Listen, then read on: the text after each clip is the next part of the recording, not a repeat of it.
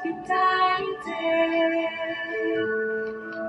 Tes légions remplies de vaillance ont relevé ta dignité.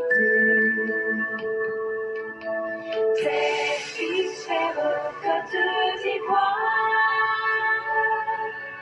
fiers artisans de ta grandeur, tous rassemblés pour ta gloire, te bâtiront dans le bonheur. Fiers Ivoiriens, le pays nous appelle. Si nous avons dans la paix ramené la liberté, notre devoir sera d'être un modèle de l'espérance promise à l'humanité, en forgeant unique dans la foi nouvelle, la patrie de la reine fraternité. La patrie de la reine fraternité. La patrie de la reine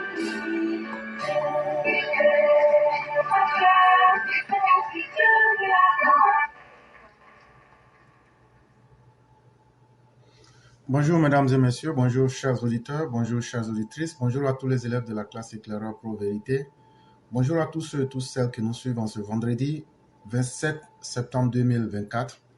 Merci d'être encore présents et présentes sur la plateforme du festin intellectuel où nous cherchons simplement à exposer des arguments et des preuves pour convaincre sans chercher à vaincre qui que ce soit. Je salue ici tous ceux et toutes celles qui de façon déterminée se joignent au combat de la vérité et de l'égalité entre les humains, et soyez encore remerciés davantage de votre présence parce que c'est un honneur pour nous. Mesdames et messieurs, nous aurons 4 sujets qui sont rapides et après on va laisser la parole à ceux qui voudraient bien l'apprendre. Et parmi les 4 sujets, on va vous parler de ce que Jeune Afrique pense des propos que va tenir le président le 30 septembre 2024. Et avant cela, en 3e sujet, nous allons vous parler les principes même de la démocratie. Comment il faut les reprendre à nouveau pour que notre démocratie aille mieux. En 2e sujet, selon l'ambassade des États-Unis en Côte d'Ivoire, il y a eu des entraînements entre l'armée ivoirienne et l'armée de la Côte d'Ivoire pour renforcer les compétences tactiques des soldats ivoiriens. Et naturellement, le premier sujet qui nous intéresse, c'est la prétendue déstabilisation du Bénin. Je dis bien prétendu parce que l'argument le plus solide qui est tenu par ceux qui disent qu'il y avait déstabilisation, nous ne sommes pas des dieux pour tout connaître, mais cet argument-là tombe à l'eau. Parce qu'aujourd'hui, la Côte d'Ivoire devient un pays. Quand tu veux faire du bonheur, il faut passer par la Côte d'Ivoire parce que le président Ouattara a su faire de la Côte d'Ivoire le centre aujourd'hui des affaires en Afrique de l'Ouest. Malheureusement, tous les grands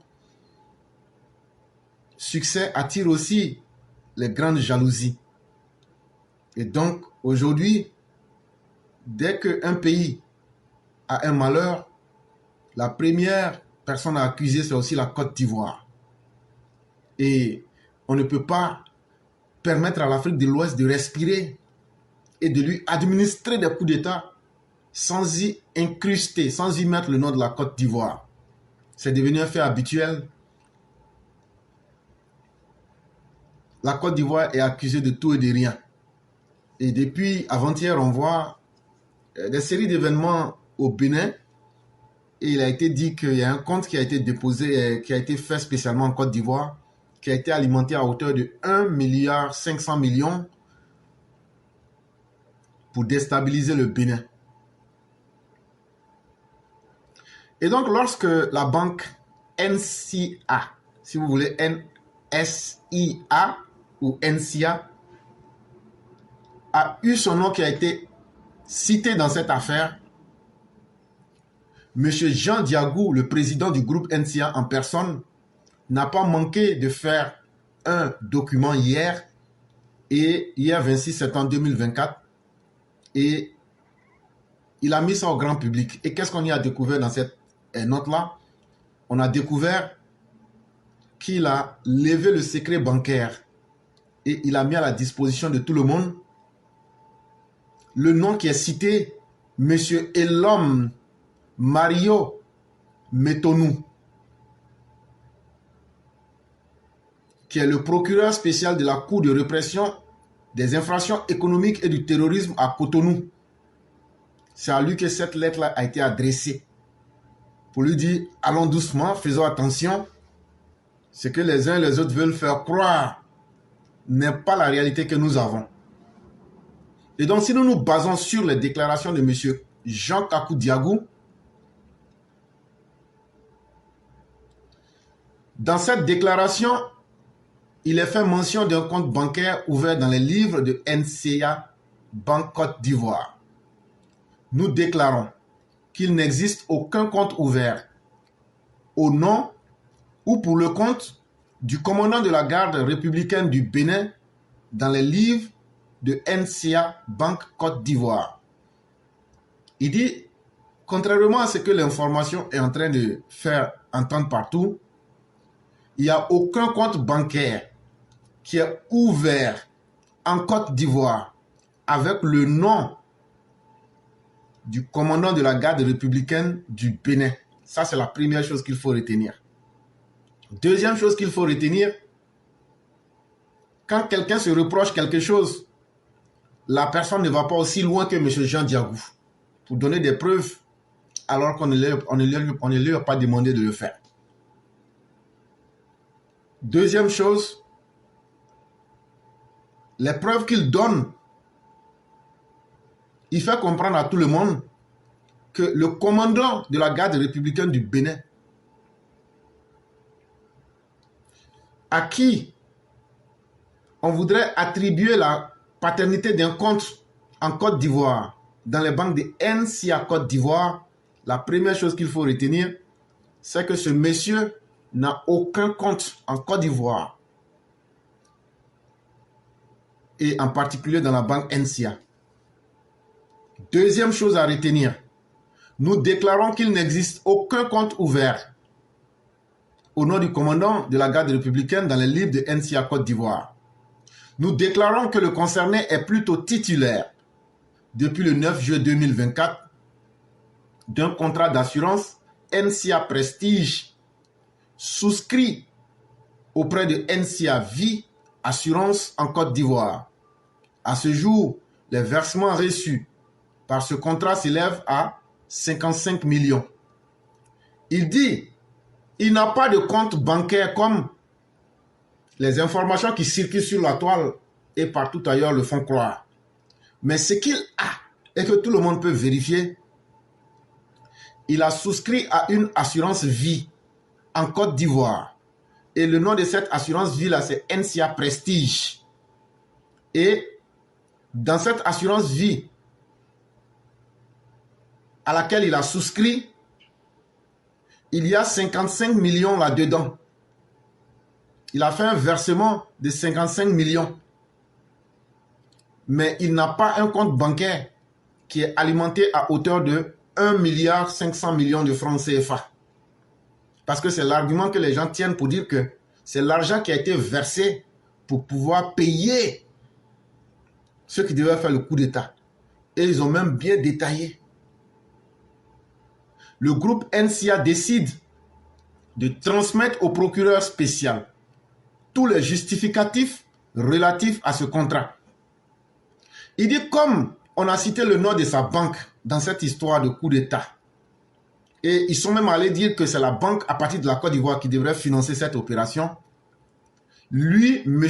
Jean Kakou Diagou, pour laver le nom de sa banque et pour laver son honneur, même s'il n'a pas été accusé directement, il prend la responsabilité de s'engager devant le procureur spécial de la Cour de répression des infractions économiques et du terrorisme de Cotonou. Ce qu'il vient de dire là, il ajoute toutes les preuves dessus et puis maintenant il transmet ça au bureau du procureur de Cotonou qui s'appelle Monsieur Elomne Mario Metonou.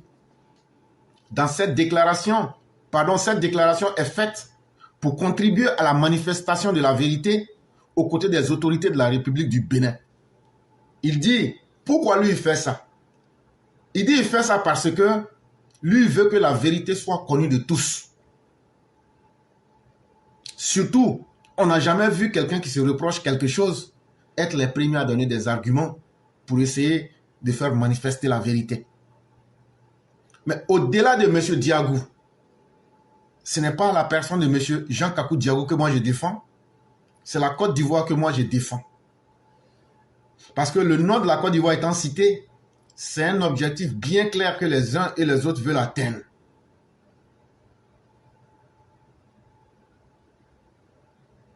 C'est un objectif bien personnel que les uns et les autres veulent atteindre pour salir la Côte d'Ivoire parce que dans la sous-région ouest africaine, le Bénin, tout au moins, demeure un pays avec qui la Côte d'Ivoire entretient encore des relations sans bruit. Et donc, il faut essayer de mettre des États frères en palabre, en discorde, pour essayer de diviser et de dire, voyez-vous, même avec leurs amis, ou ceux qui sont même loin d'eux, la Côte d'Ivoire ne se limite plus. Ils permettent à toutes leurs institutions. C'est une manière de discréditer les institutions financières et les institutions même de la Côte d'Ivoire. Et c'est ce que moi je suis en train de défendre à travers cette lecture. Sinon, M. Jean Diagou a les moyens de se défendre, il a les capacités de le faire.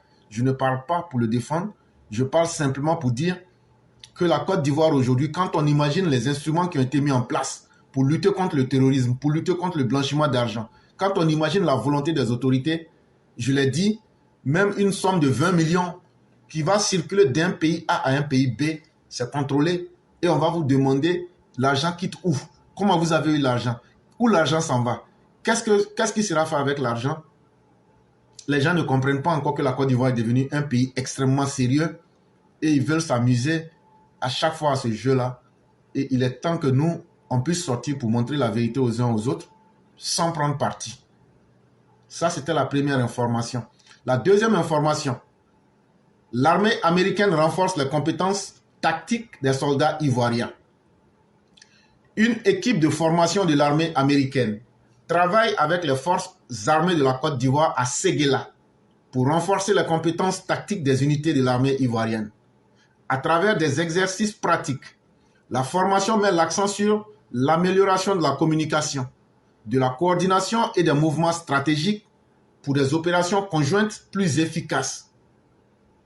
Ces compétences essentielles contribuent à renforcer la sécurité et à faire de la Côte d'Ivoire un pays plus sûr et plus prospère. La source de l'information, l'ambassade de Côte d'Ivoire à Abidjan. Si vous partez sur leur site, vous allez voir l'information là-bas.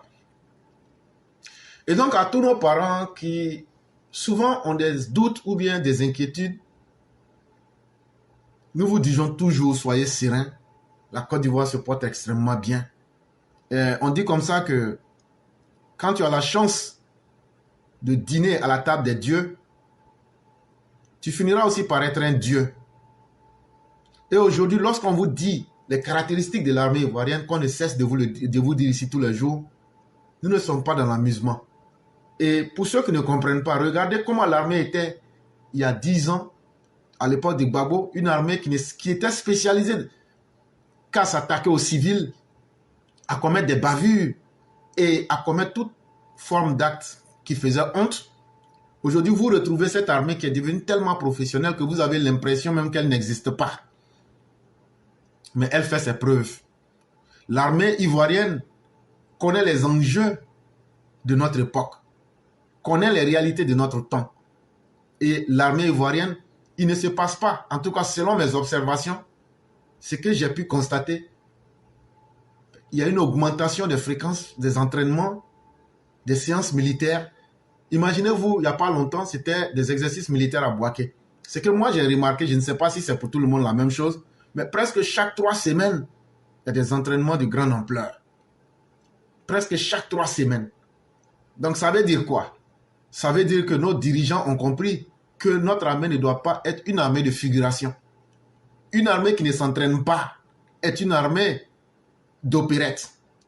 Mais vous voyez, ça veut dire que les soldats, les Ivoiriens et leur armée sont au travail. Et encore, ce que vous venez de voir, c'est à Séguéla que les opérations se passent. Ils font des exercices là-bas. Et dans les exercices qu'ils font là-bas, ils essayent d'améliorer les compétences de nos soldats dans le domaine de la communication. Comment essayer d'harmoniser les actions militaires sur le terrain pour être plus efficace sur le terrain, parce qu'on a plusieurs types d'armement, mais comment être efficace en faisant une synergie entre ces différentes forces, que ce soit dans l'air, que ce soit par terre, ou même que ce soit en eau. Et donc, avec tous les appareils sophistiqués que nous avons, il faut constamment s'entraîner pour, comme on le dit, pour avoir la main. Et je le dis, ce qu'on est en train de vous dire, quand tu deviens un chauffeur, un conducteur, c'est pour conduire une voiture. Quand tu deviens un enseignant, c'est pour enseigner. Quand tu deviens un médecin, c'est pour soigner. Mais quand tu rentres dans l'armée, vous m'excuserez, c'est violent ce que je vais dire, mais c'est pour tuer. Mais c'est pour tuer les mauvaises graines. Et donc là, notre armée s'est entraînée à être efficace dans ce sens-là pour mater les djihadistes, pour mater les proxys des djihadistes, pour mater les faiseurs de coups d'État, pour mater les individus violents, pour mater les individus antisociaux. Et ça, il faut être fier de cette armée-là, parce que c'est au nom de ce métier qu'ils exercent que nous autres, nous avons la paix et la sérénité. Et donc, il faut saluer ces hommes, ces femmes, mais surtout aussi le commandement. Et dans tous les niveaux, que ce soit du côté du ministère de l'Intérieur, en passant par le ministère de la Défense, sans oublier la présidence de la République, aujourd'hui, les Ivoiriens n'ont pas du tout à s'inquiéter. Et je dirais même que c'est l'une des périodes dans la vie de la Côte d'Ivoire où les Ivoiriens ont tellement bénéficié de la paix et de la sérénité qu'on se demande même souvent s'il ne faut pas souhaiter quelques malheurs. Mais non, le dirigeant qui est là, sa marque, c'est la stabilité, c'est le progrès. Et c'est sur ce chemin-là que la Côte d'Ivoire doit continuer, et surtout avec les grands de ce monde, pour un jour devenir des grands. C'est pourquoi j'ai dit, quand tu as la chance de dîner à la table des dieux, si tu sais t'y prendre, tu finiras par être un dieu. Sujet numéro 3. La réappropriation réflexive éthique des principes, des idéaux et des valeurs du pluralisme démocratique. Le père Alexis Diet nous informe ici que faire la politique là, c'est aussi un ensemble de comportements qu'il faut avoir. C'est un ensemble de rêves, des idéaux. C'est un ensemble de valeurs qu'il faut, des valeurs positives qu'il faut avoir et puis les mettre dans ton comportement pour que la démocratie puisse être une chose qui bénéficie à tout le monde. Tout laisse penser qu'on est loin du compte en matière d'intériorisation et de réappropriation des codes, des principes, des idéaux et des valeurs démocratiques dans la classe politique ivoirienne après plus d'une décennie d'expérience démocratique. Le père Alexis Diet va droit dans le but. Il dit vrai là. Quand on s'assoit, on regarde depuis 2011, depuis le 11 avril 2011 jusqu'à aujourd'hui, 27 septembre 2024, il dit quand on s'assoit et puis on regarde le comportement des Ivoiriens, sans distinction, ça veut dire nous tous là, quelqu'un qui connaît la démocratie et quelqu'un qui comprend ce que c'est que la démocratie, vrai là, les Ivoiriens n'ont pas encore mis dans leur tête, ils n'ont pas encore mis dans leur cœur, ils n'ont pas encore mis dans leur esprit les codes, les comportements et tout ce qu'il faut en termes de vision pour mettre dans nos habitudes les valeurs d'une démocratie. Il dit ça, depuis plus de 10 ans, et pour être plus précis, depuis au moins 13 ans, s'il y a quelque chose qui s'offre à vous et à nous les Ivoiriens, mais qu'on n'a pas pu encore s'approprier de cela et mettre ça dans nos habitudes en 13 ans, c'est quelque chose quand même qui amène à douter un peu. La résilience des réflexes autocratiques semble tenace et questionne. Il dit ce qu'on constate, c'est qu'il y a des comportements dictatoriaux, il y a des comportements autocratiques, il y a des comportements despotiques, il y a des comportements violents qui sont toujours ancrés en nous. Et on n'a pas pu enlever ça pour prendre les bonnes valeurs de la démocratie. Par exemple, vous prenez nos opposants, eux, ils cherchent à faire venir un homme au pouvoir.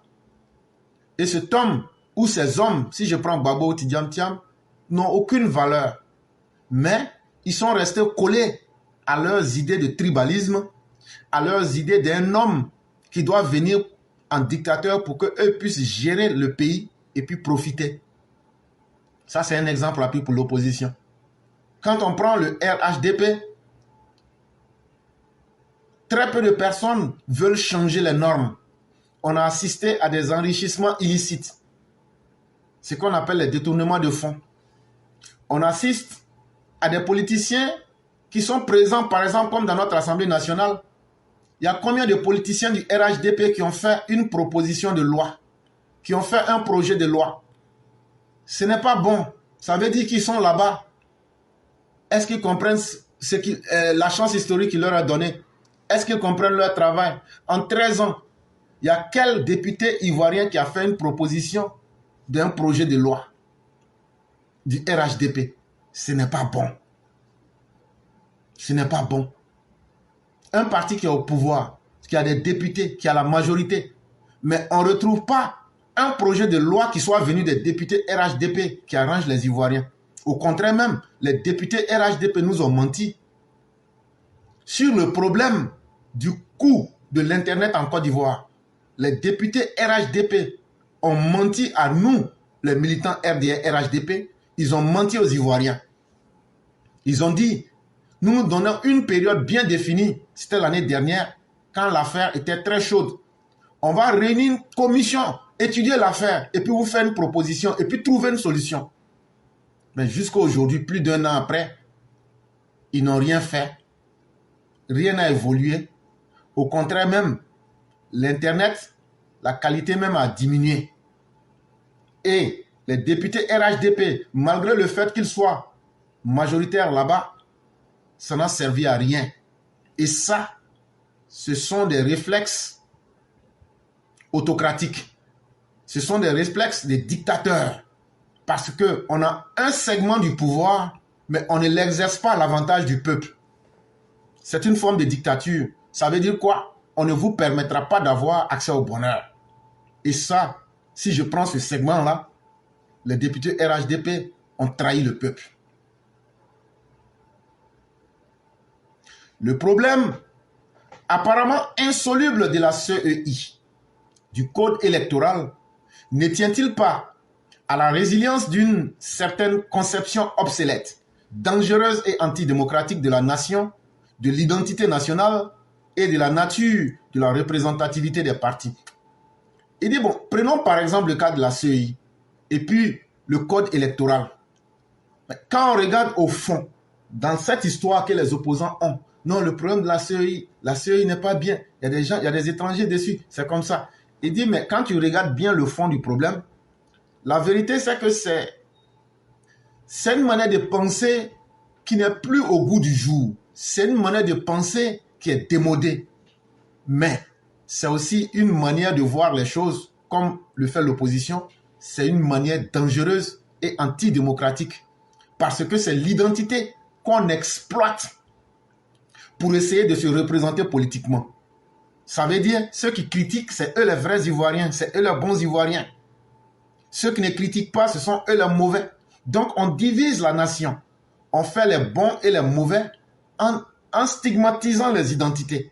Alors qu'au fond, on sait que ce qu'on est en train de faire, les conséquences peuvent être plus graves que ce que l'opposition recherche. Ce que l'opposition recherche, c'est qu'on puisse lui donner le contrôle de la CEI, c'est qu'on puisse lui donner le contrôle du code électoral.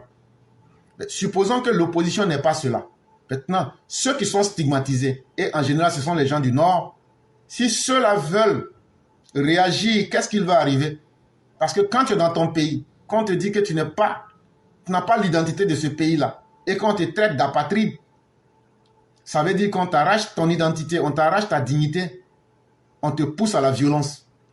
Si ceux-là veulent venir à la violence pour revendiquer leur droit à une identité, parce qu'à leur dignité, que demain il y a une guerre civile, est-ce que entre une guerre civile que l'opposition va nous amener à travers un concept qui est dépassé, à travers un concept dangereux qui divise la nation démocratiquement, et puis cette opposition qui veut simplement la CEI pour venir à la tête du pays, quand tu balances ces deux aspects-là, qu'est-ce qui est le plus dangereux? Est-ce que le plus dangereux, c'est d'avoir accès à ce discours-là, on le laisse prospérer, ou bien c'est de laisser ceux qui sont victimes enclencher une machine de guerre civile? Mais on est dans cet environnement, personne ne se pose la question de savoir où nous allons. On dit avançons seulement. Eux sont là pour crier seulement. Mais ils ne font pas que crier.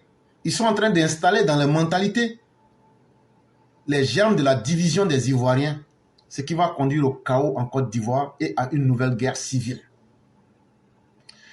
Pour qu'une jeune démocratie pluraliste, représentative, se consolide et se stabilise de manière pérenne, il faut que les acteurs politiques, sociaux et culturels qui l'animent consentent à ses codes, à ses principes, à ses idéaux et à ses valeurs. Il dit la vérité est simple.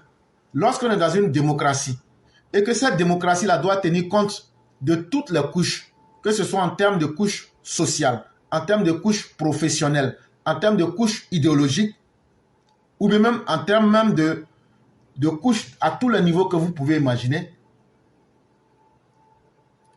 la première chose qui doit animer une démocratie représentative, il faut que les acteurs, qu'ils soient religieux, qu'ils soient politiques ou même qu'ils soient culturels, acceptent de s'entendre sur des principes, acceptent de s'entendre qu'il y a des lignes qu'il ne faut pas franchir, acceptent d'avoir un idéal et des valeurs qui peuvent aider leur pays.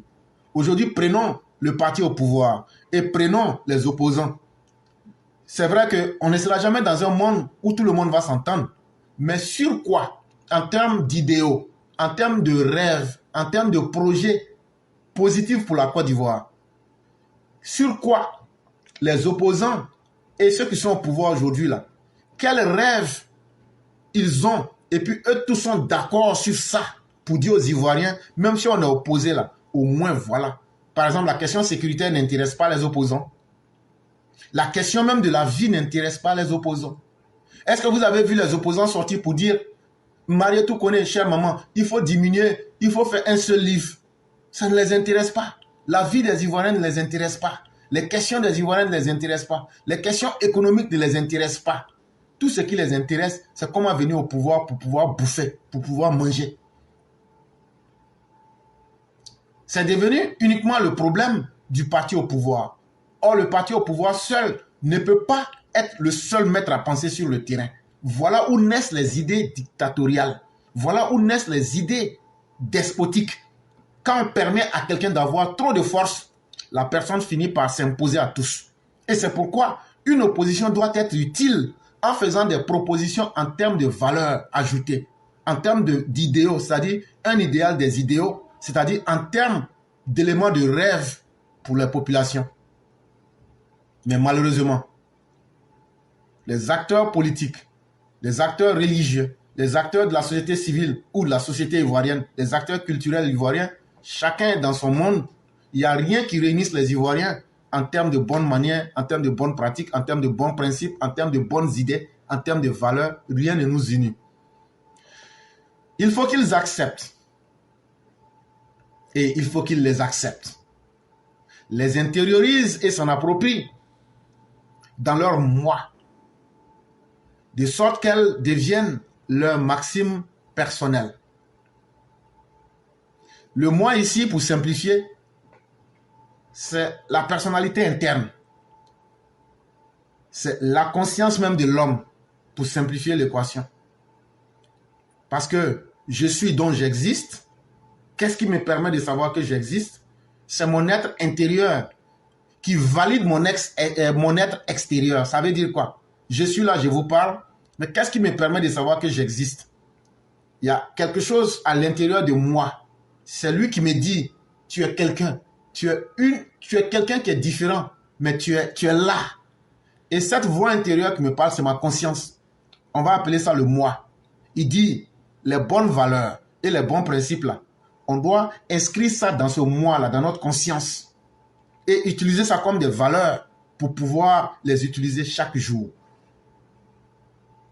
Ce consentement in-foro interne qui révèle exclusivement d'un usage interne du libre arbitre est la condition ultime sous laquelle deviennent effectives les codes, principes et les valeurs démocratiques, tels par exemple la représentativité sociale des partis, le consensus républicain, le compromis politique,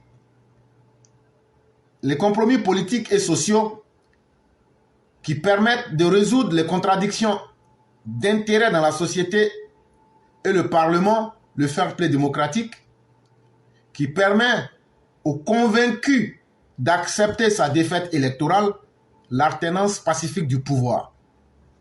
Voilà un pays, depuis que ce pays-là existe, on n'a jamais vu une alternance pacifique du pouvoir. Ça n'intéresse pas les Ivoiriens.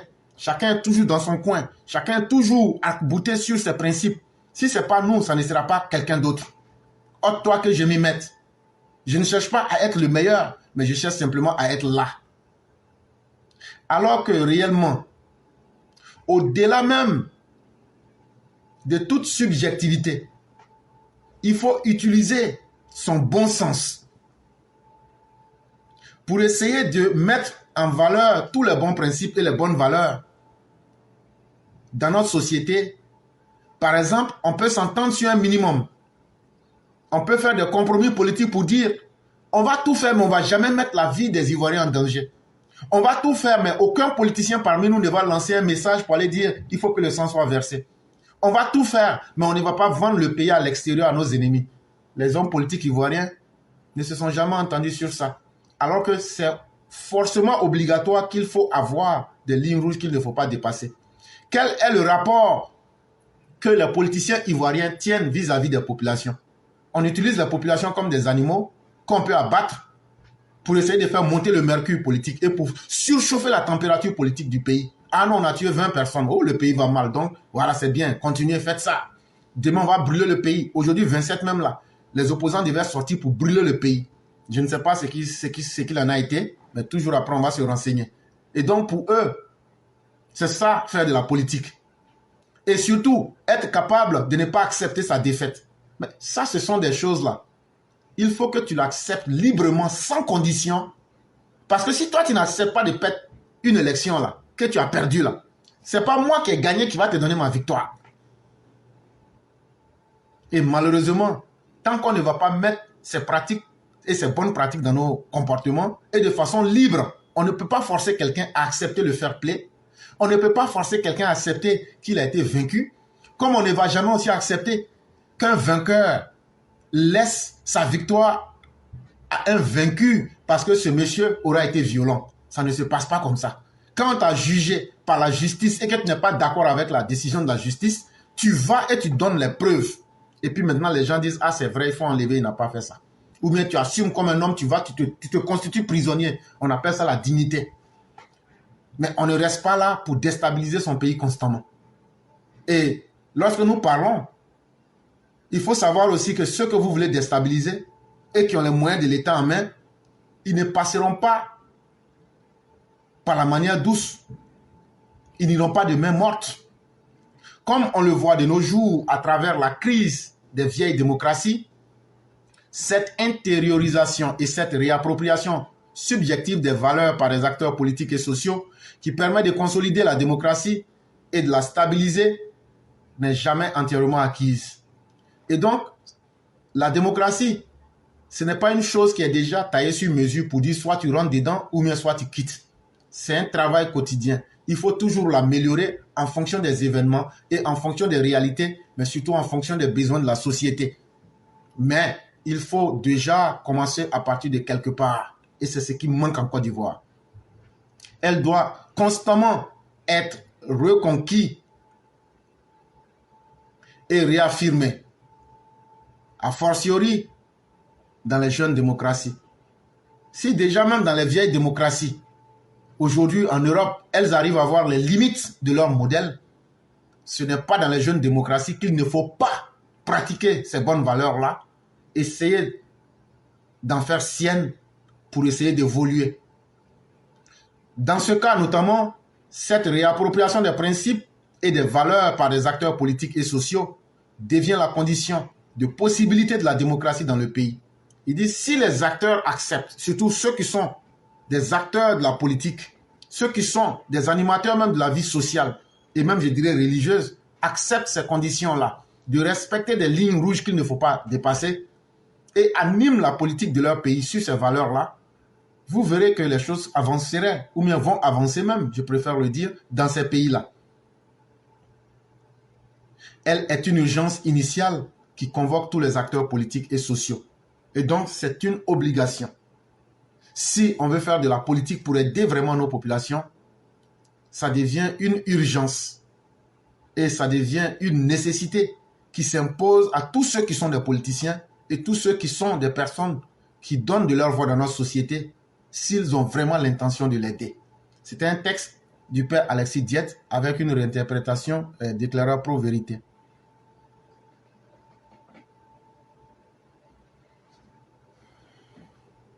Sujet numéro 4. Pourquoi le président Ouattara réunit personnellement les caciques du RHDP?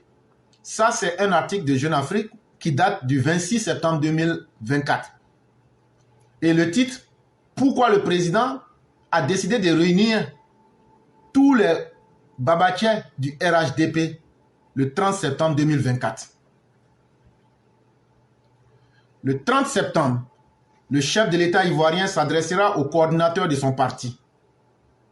Il souhaite faire un point et leur faire passer un message ferme à un an de la présidentielle d'octobre 2025. Et donc, selon Jeune Afrique, si le chef de l'État a décidé de se réunir avec les coordinateurs de son parti, souvenez-vous, les coordinateurs sont ces personnes-là qui auront la charge de lui faire des rapports directement à partir des différentes régions. Et là, qu'est-ce que cela prouve déjà? Que le directoire ne fait plus confiance, ne fait plus recette. Et ça, je vais vous dire la vérité parce qu'il y a de faux rapports du directoire qui sont remontés au président. Et à pratiquement un an des élections présidentielles, on ne peut pas avoir le même comportement comme si on venait de gagner. Aujourd'hui, là, le comportement même des dirigeants, des animateurs du RHDP décourage les militants, désoriente les militants. Il y a quel militant RHDP qui peut nous dire, voilà une information que le directoire nous a donnée. Voilà une ligne de conduite idéologique que le directoire nous a donnée. Regardez, même les mercredis du RHDP qu'ils avaient commencé là, je ne veux pas dire qu'ils ont arrêté, mais depuis que les vacances sont finies là, ils ont fait ça combien de fois? C'est des gens qui sont fatigués du boulot même qu'on leur a confié. Non seulement eux ne le feront pas, mais ils ne vont pas laisser aussi ceux qui veulent faire. Mais ce qu'ils oublient, c'est que le contexte a changé. On n'est plus en début de mandat, on est en fin de mandat. Et donc les comportements doivent obligatoirement changer. On doit aller à la conquête des nouveaux militants. On doit convaincre. Le e-militant là, demander au directoire de nous faire un bilan du e-militant, c'est un échec. La réinscription des jeunes majeurs là, demander au directoire de faire un bilan, c'est encore un échec. Et avec ça, on est en train de blaguer que c'est Ouattara qui sera notre président. On organise des grandes rencontres dans toutes les villes. Mais ce ne sont pas les grandes rencontres qui vont faire gagner le président. Ce n'est pas le mensonge et les belles paroles qui vont faire... Le président Ouattara a 83 ans aujourd'hui. On peut tout faire, on peut tout lui faire, mais on ne peut pas le blaguer. Et comme disait quelqu'un là, c'est l'homme le plus avisé et le plus intelligent parmi nous. Au lieu de faire des grandes démonstrations pour dire il y a 500 000 personnes qui se sont réunies ici, là. Parmi ces 500 000 là, il y a combien qui peuvent voter? Parmi ces foules là, il y a combien qui comprennent et qui peuvent savoir voter correctement? Tous ces groupes que vous voyez là, si tu enlèves les bulletins nuls et les bulletins blancs dedans, c'est beaucoup. Après, tu ajoutes les frustrés, ça fait déjà une partie. Après, tu enlèves les traites, ça fait déjà. Après, tu enlèves ceux qui jouent sur deux fronts. Et après, maintenant, tu ajoutes maintenant ceux qui sont en train de faire leur propre combat à l'intérieur du RHDP. Il va rester combien de militants? Mais en même temps, c'est nous, on demande au président d'accepter qu'on lui administre la honte de sa vie. Et tout ça par la faute du directoire. Le directoire ne travaille pas. Le directoire ne travaille pas pour le président et le directoire ne travaille pas pour les militants. Et on veut mettre le chef de l'État dans une situation où le directoire va continuer à faire du mensonge et du laxisme à ne rien faire. Et un matin, on se retrouve en face des situations où on ne peut plus reculer. C'est tout ça là que le président a vu. Il dit donc là, je vais même sauter le directoire. Les coordinateurs qui ont été nommés dans les régions là, vous allez maintenant venir me rendre des comptes directement. Et donc, c'est ceux-là qu'il va réunir. Le 30 septembre 2024. Le président Ouattara a personnellement convoqué le 30 septembre prochain les coordinateurs régionaux de son parti, le RHDP, dont la grande majorité gère des portefeuilles ministériels. Mais ces coordinateurs-là, ce sont des gens, c'est toujours aussi des classiques du pouvoir. Ce sont des gens qui ont des portefeuilles ministériels ou bien qui ont des hauts postes dans la République. L'ordre du jour de cette rencontre inédite n'a pas fuité. Vrai là. Nous tous, on est en train de spéculer. D'autres disent, le président va annoncer qu'il sera candidat. D'autres disent, il ne va pas annoncer. D'autres disent, il va... Peut-être même il va dire qu'il n'est plus candidat. Mais celui qui vous dit pour aujourd'hui, que lui il sait ce qu'on va dire là-bas. Vrai là, la personne ment. Pour nous les militants RDR, RHDP, notre souhait, c'est que le président puisse nous libérer tous en nous disant je serai votre candidat et puis on va passer à autre chose. Parce que le président Ouattara dise qu'il est candidat ou pas, il aura violence. Si le président Ouattara dit qu'il sera candidat, ça va tellement faire désespérer l'opposition qu'ils vont commencer à se dire nous n'avons plus d'autre choix. Si c'est Alassane Ouattara qui se présente, vrai là, mieux vaut en même temps brûler la Côte d'Ivoire. Et donc ils vont essayer leur dernier coup. Et ils vont venir en force. Et il faudrait que nous soyons préparés à encaisser cela et puis leur retourner ça en puissance 10. Maintenant, si le président Ouattara dit qu'il n'est pas candidat, alors là, on va assister à plusieurs guerres. Je vous ai cité plusieurs groupes dans le RHDP. Je vous ai dit, il y a les frustrés, il y a des gens qui ne savent même pas où ils vont. Le directeur a entretenu l'analphabétisme politique des militants. On peut les manipuler facilement. Aujourd'hui, quels sont les militants qu'on manipule facilement? Quels sont les militants qui croient en tout ce que tout le monde leur dit? Ils ne sont pas militants du PDC, ils ne sont pas militants du PPAC, mais nos militants là croient en tout le monde parce qu'on n'a pas appris à les former politiquement et idéologiquement.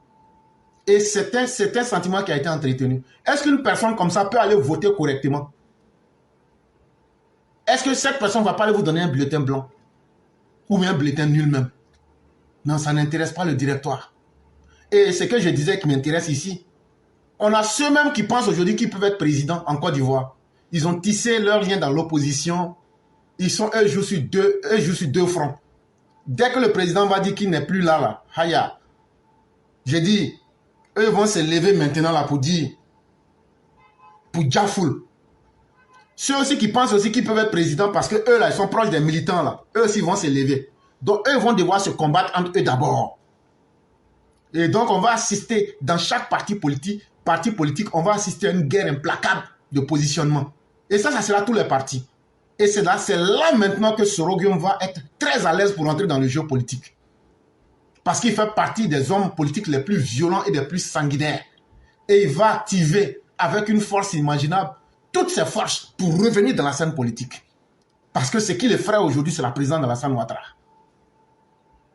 Et donc, tout le monde s'attend à une décision du président Ouattara quant au fait qu'il va quitter ou qu'il ne quittera pas. Mais ce que je viens de dire là, La décision qui arrange la Côte d'Ivoire aujourd'hui, c'est de créer une seule guerre, plutôt que d'en créer une guerre dans tous les partis politiques et dans tout le pays. Parce qu'en disant que je suis candidat, là, ça tue toutes les velléités dans son parti, qui est le RHDP. Et ça fait que l'opposition va se mettre en bloc pour dire, ah, il dit, il va se présenter. Donc là, on est obligé maintenant là d'aller et puis maintenant de frapper un coup. Là, au moins, là, on sait que ça sera une force contre une force.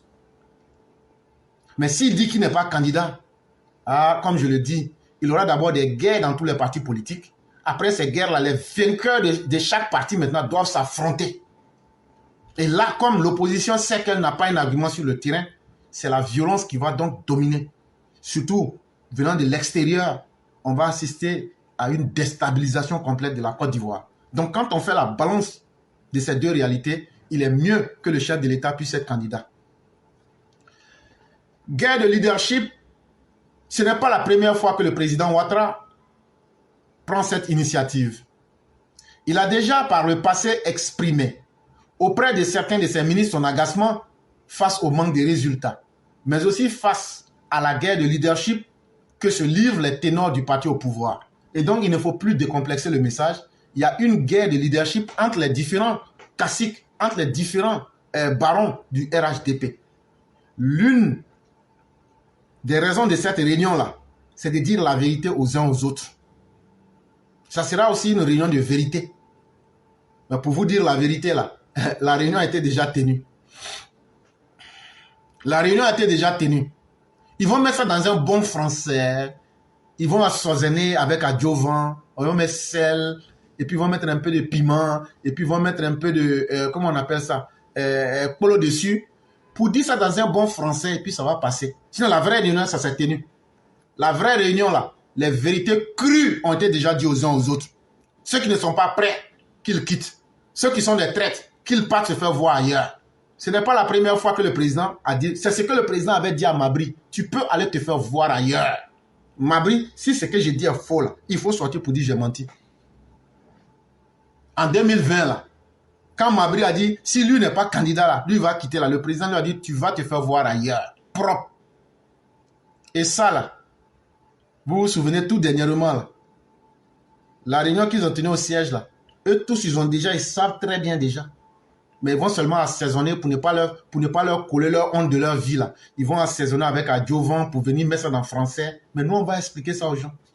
Sinon, la vraie réunion, là, ça a été tenu. C'est les résultats qu'ils vont mettre dans le français. Bon, joli, joli, pour venir dire aux gens. Mais le président les a déjà mis au pas. Si tu ne veux pas quelque chose, tu quittes dedans. Il entend cette fois mettre un terme à ce dysfonctionnement qui fragilise les activités du RHDP. Et c'est justement ces guerres de leadership-là. Les gens ne font pas franc jeu avec le RHDP. D'autres sont là. Si ce n'est pas eux, le RHDP là, eux vont dire devant les gens en public, oui, on va faire gagner le président. Mais la nuit là, ils disent là, on s'en fout. On s'en fout. Et donc là, ils vont mettre cette division qui fragilise le RHDP là. Il y a des vérités qui leur ont été déjà dites. Décision a donc été prise de réunir les coordinateurs. À la suite d'une réunion du Présidium, l'instance de décision du parti le 9 septembre 2024. L'objectif est bien sûr la présidentielle d'octobre 2025.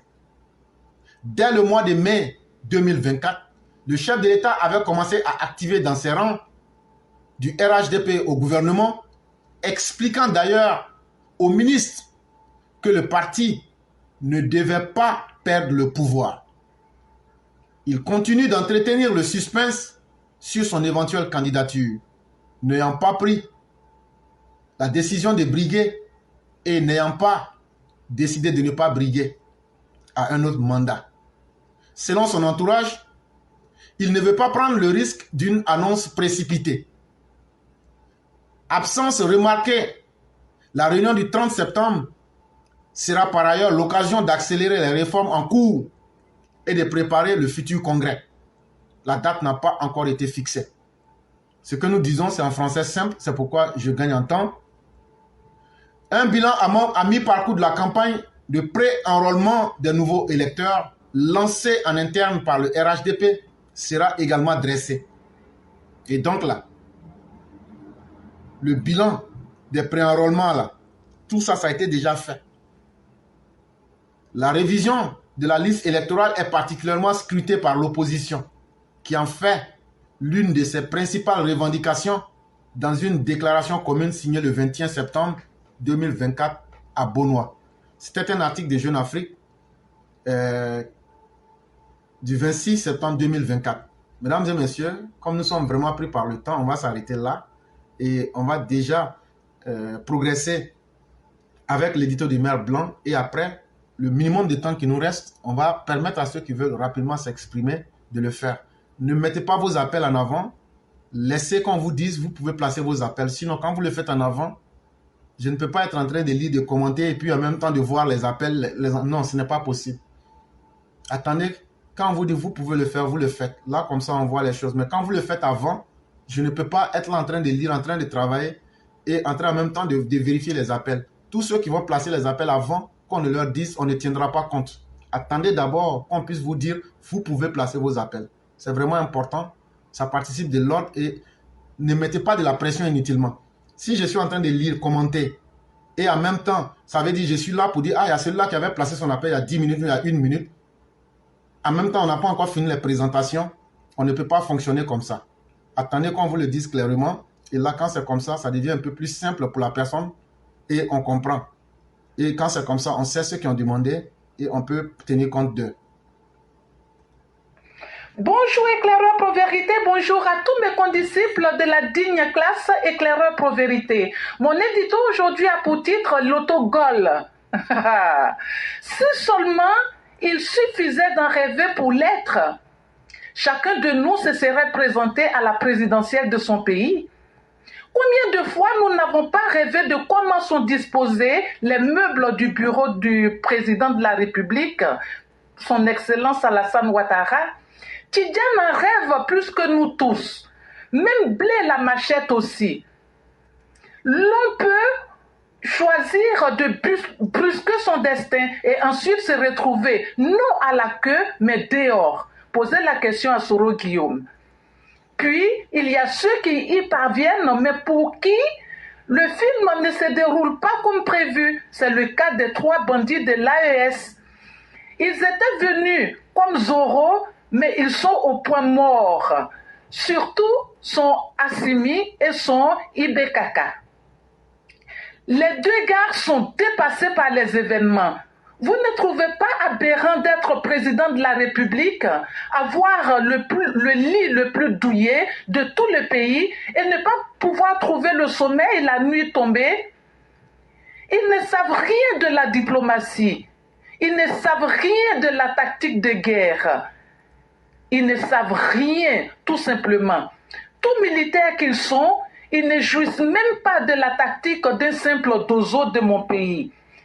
IB, pour conjurer le sort, porte 10 bagues sur seulement 2 doigts. Imaginez sa hanche alors. Assimi, quant à lui, s'enfonce dans une tristesse abyssale, où ils quittent le pouvoir et ils seront condamnés à l'exil, soit ils décident de rester et alors ils paieront de leur vie. Alors, partir ou rester? Là reste la question. Choix cornélien. Une chose est sûre, par contre, le compte à rebours est entamé et rien ne pourra l'arrêter. Ils voient le diable partout. Ils sont tourmentés par gourmandise du pouvoir. Ils accusent à tout va. Ils se sont infligés eux-mêmes une sévère punition après avoir braqué le pouvoir. C'est cela l'autogol. Merci et à bientôt. Merci infiniment, Mère Blanc. Merci pour cette belle description. L'autogol, c'est quand tu es en train de jouer ballon, au lieu d'aller marquer, de tirer le ballon dans le camp de ton opposant, de l'équipe adverse pour marquer dans son camp, tu dribbles tout le monde et puis tu t'en vas marquer toi-même dans ton propre camp. Et puis maintenant, tes supporters te regardent et disent, mais qu'est-ce que tu as fait là? C'est justement dans cette condition-là que se retrouvent les putschistes et les opposants incapables de Côte d'Ivoire. En réalité, aujourd'hui, ils partagent ce même destin d'avoir piétiné leur propre destin. pour certains qui voulaient aller trop vite, plus vite que leur ombre, en défiant même les lois de la nature comme Soro Guillaume, à qui la nature avait souri dans tous les sens. Mais comme la nature nous laisse toujours un défi à relever, ce dernier va rater tout ce qui lui était promis parce qu'il n'aura pas été sage et n'aura pas compris que dans la vie, là, la vie même a ses propres règles. Il y a des gens qui sont des grands rêveurs comme les Tidiane Thiam, comme les Blé Goudé et comme bien d'autres. Et ils se disent, mais finalement, on a aussi fait nos preuves dans certains domaines comme par exemple à faire tomber des banques dans le cas de Tidiane Thiam. On a fait nos preuves à l'international. Et Blé Goudé même, j'ai été en prison parce que je suis un beau tueur quand même. Et donc, cela peut inspirer des idées tristes à l'intérieur des Ivoiriens. Et je peux venir dire que je peux présider à leur destinée. Mais ça ne se passe pas comme ça, malheureusement. Mais surtout, ce qui est encore plus triste et plus pitoyable, c'est le sort des djihadistes qui sont venus à la tête de certains pays comme le Mali, le Burkina. En faisant un coup d'État, ils ont marqué un but contre leur propre camp, contre leur propre pays. Ils ont pensé que une fois que tu viens au palais présidentiel, tu te couches dans un lit sous un climatiseur, tu bois le café, tu es à l'aise. Mais c'est un lit qui est chaud.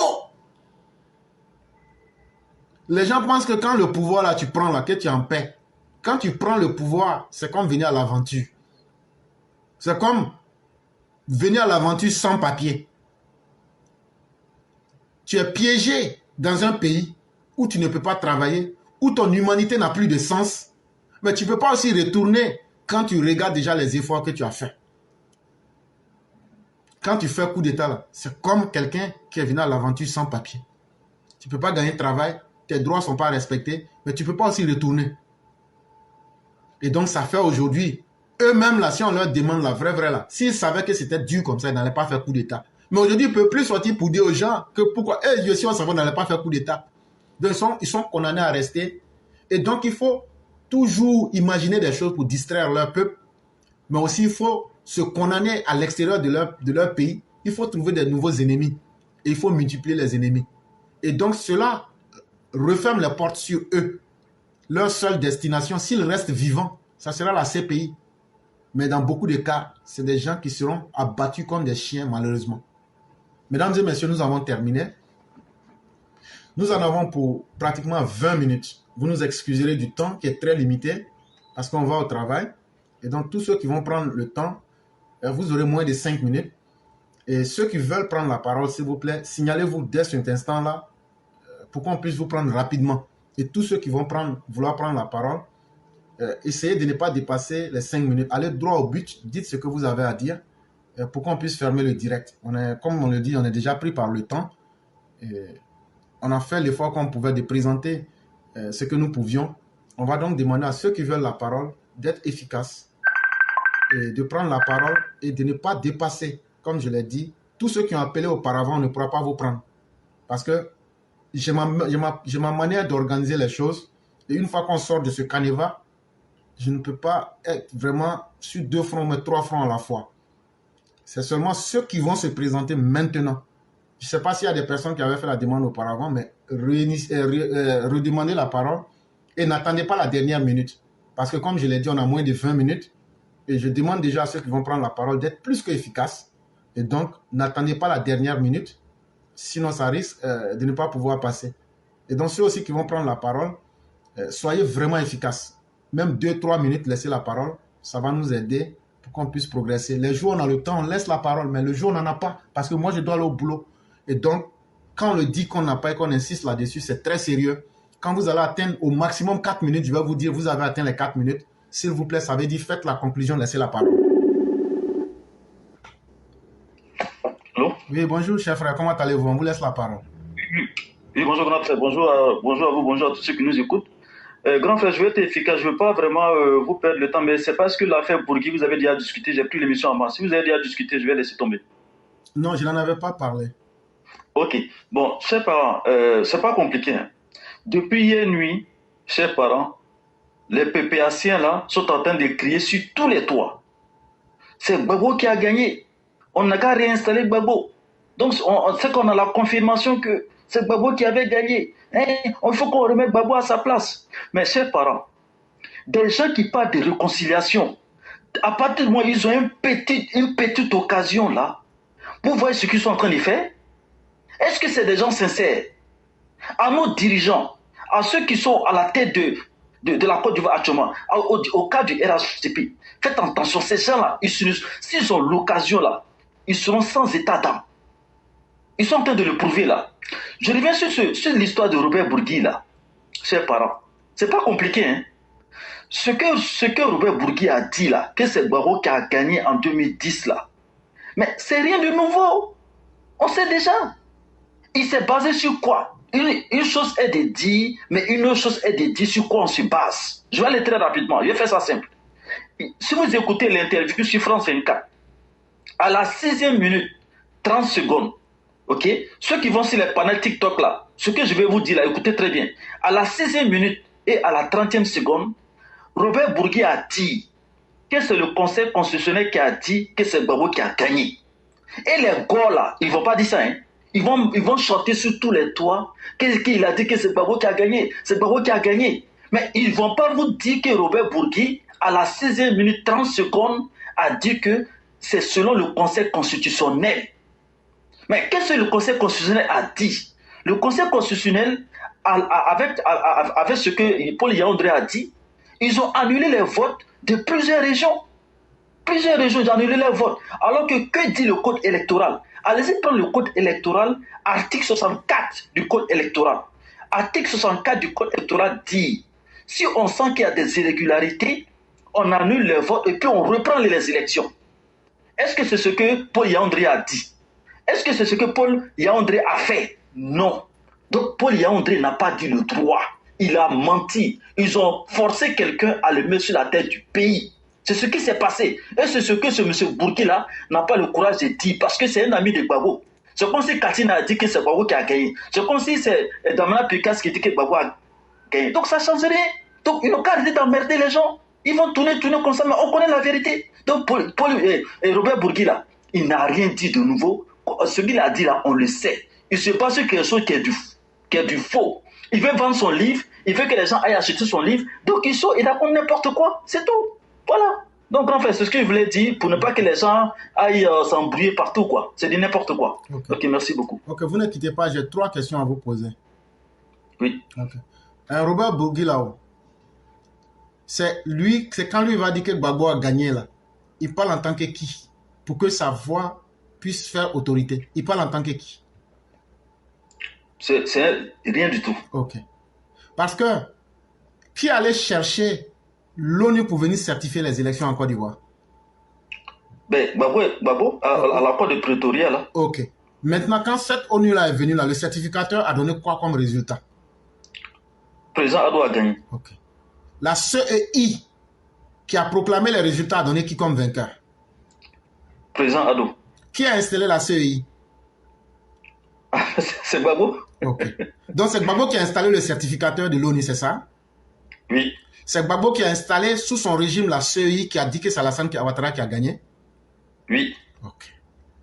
Mais donc, même si je me base sur ces deux, et en plus, qui a dit qu'il était habité par le démon et le Satan lorsqu'il proclamait les résultats? Qui a dit ça? Paul Yaoundé. Et il avait quel rôle en ce moment dans la Côte d'Ivoire? Il était président du Conseil constitutionnel. Et qui l'avait nommé? Gbagbo. Donc, tu me fais comprendre que c'est Gbagbo qui avait nommé Paul Yaoundé et qui avait été habité par le démon lorsqu'il a proclamé les résultats. Oui. C'est Gbagbo qui avait nommé le président de la CEI, Youssouf Bakayoko. Oui. Tu me dis aussi que le certificateur de l'ONU, c'est Gbagbo qui l'avait nommé. Oui, enfin, qui a fait appel à l'ONU. Justement, non, c'est ça. Et donc, ça veut dire que Gbagbo a nommé tous ceux-là. Mais tous ceux-là ont donné le même résultat. Même celui qui a été habité par le Satan, lui, c'est parce que le Satan l'a habité et quand le Satan ne conduit jamais sur la bonne voie. Mais ceux-là ont été nommés par Gbagbo, eux, ils ont parlé en tant que des personnes nommées. Mais lui, Robert Bourgui, là, on sait que c'est quelqu'un qui était entre les pattes de Laurent Gbagbo pour retirer des miettes. Comment vous voudrez que la parole d'un tel individu puisse faire autorité de foi? Mais la faute, ce n'est pas à Bourgui, ce n'est pas aux militants du PPACI. La faute, c'est au directoire du RHDP qui n'a jamais voulu former ses militants.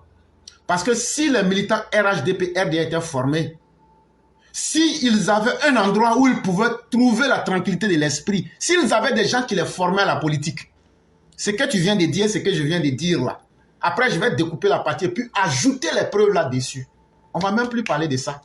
Quand je vais finir, quand je vais revenir du travail là, je vais découper.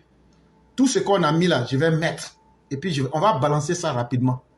Maintenant là, on va demander à nos militants, ils n'ont qu'à prendre ça. Il ne faut même pas qu'ils vont discuter. Ils n'ont qu'à donner ça à tous ceux qui sont en train de faire des théories pour se masturber, pour dire, bon, allez d'abord démontrer que ce qu'il y a là, c'est faux. Là, quand c'est comme ça, là, nous, on avance. C'est le directoire du RHDP qu'il faut accuser. Si on avait formé des communicants qui savent anticiper et qui savent comment expliquer les choses aux militants, comme on le fait là, on n'allait même pas perdre de temps avec ça. Mais vraiment, merci beaucoup. Et on va te souhaiter une excellente soirée et bien des choses à toute la famille. Ok, à vous aussi, merci. Merci beaucoup.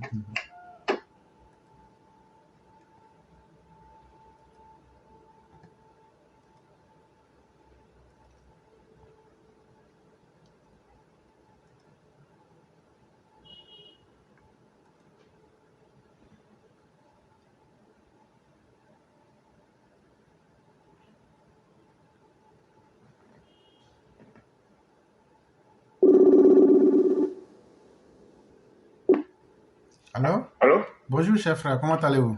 Eh, bonjour, frère. Ok, donc on va vous laisser vos minutes rapidement. Ok, je serai pas long.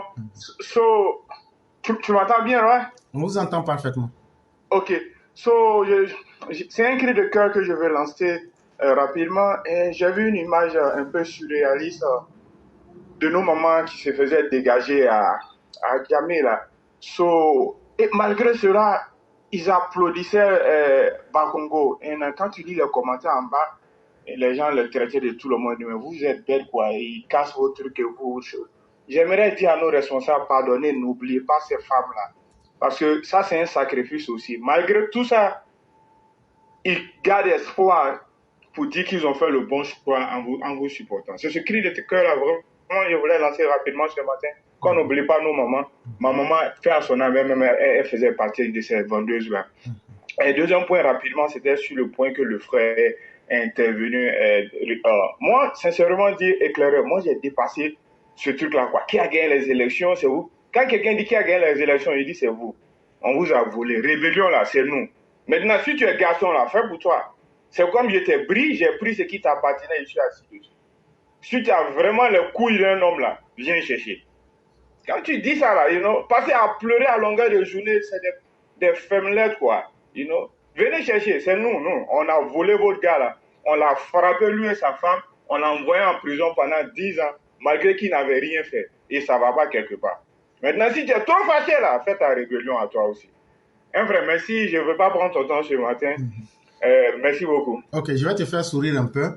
Tu sais, quand on était petit et puis on mangeait, et il y a toujours un petit garçon, là, lui, quand il finit de manger pour lui, là, un coup comme ça, il arrache pour les autres et puis il mange. Et là, tu vois, quand c'est comme ça maintenant, là, celui à qui on a arraché la nourriture, là, lui, il va crier, il va pleurer, non? Vraiment. Maintenant, on va insulter ou même frapper l'autre qui a mangé, non? Mais après, là-haut, est-ce que ça va lui donner sa nourriture qui a été arrachée? Non. Bon, il faut dire à Gbagbo que son mandat qu'il a gagné, là, nous, on a déjà exercé ça et puis on a déjà dépassé ça. Donc là, on a ajouté quoi sous dessus. Voilà, donc, même si on dit qu'il a gagné, là, nous, on a déjà exercé ça. C'est parce qu'on est plus garçon que lui qu'on a déjà exercé ce pouvoir-là. Donc là, et même puis si on va violer la constitution encore pour faire un 4e mandat. Voilà. Si son garçon, là, ils n'ont qu'à sortir. Voilà, donc là, nous, on a déjà arraché ça dans leur main, on a déjà bouffé. Que les gens nous insultent, que les gens disent que Gbagbo a gagné, nous, on a déjà exercé le mandat là. Donc, on s'en fout. Voilà. Vraiment. Merci beaucoup et excellente journée à vous. Merci beaucoup.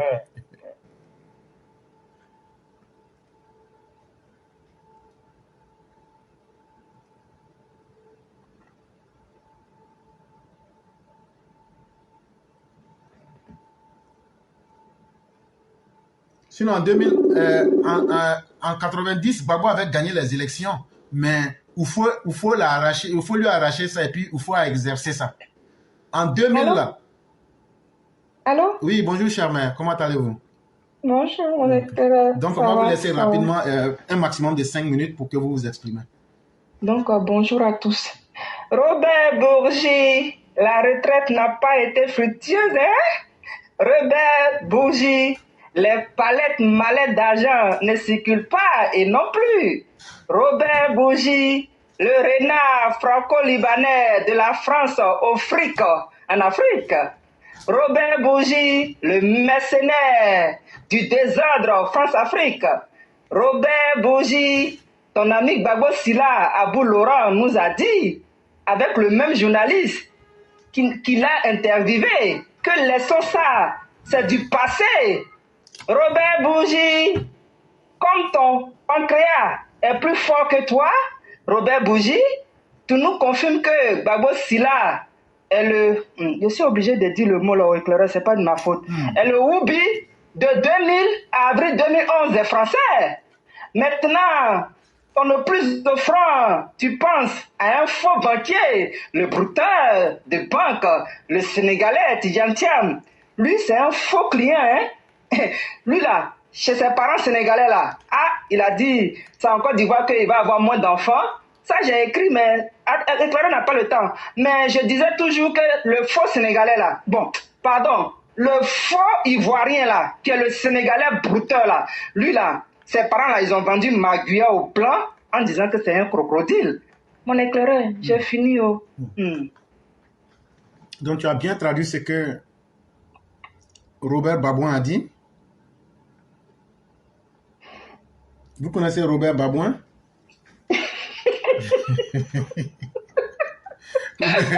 Ou bien Robert Bouger. Mais en tout cas, vous choisissez un. Je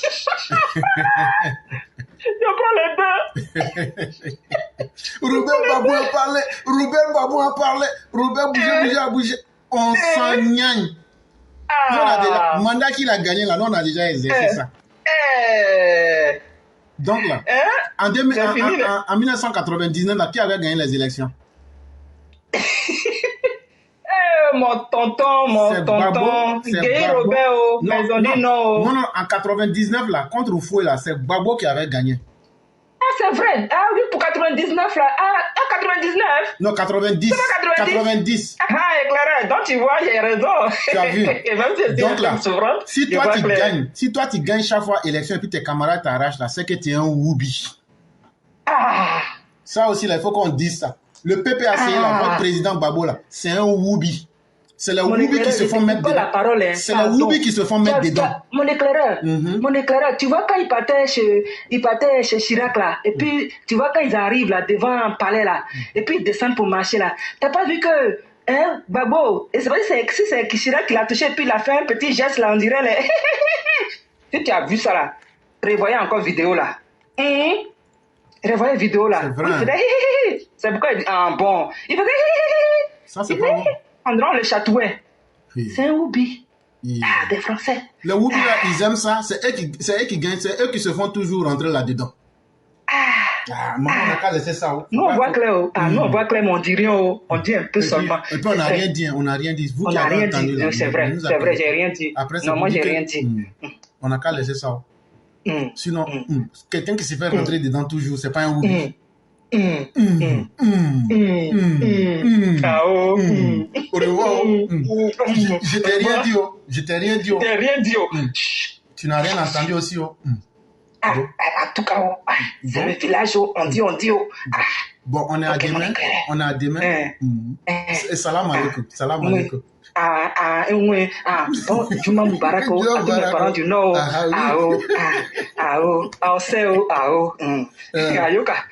Maman, Ameo. Salam alaikum. C'était quand même pour mettre dans l'humour et vraiment merci beaucoup, cher mère. Effectivement. Et vraiment, nous sommes très contents que vous ayez retrouvé la voix. Merci. Mais je vais vous dire quelque chose. Quand tu étais malade, là, ta voix était encore plus intéressante. Bon, moi, je m'en vais.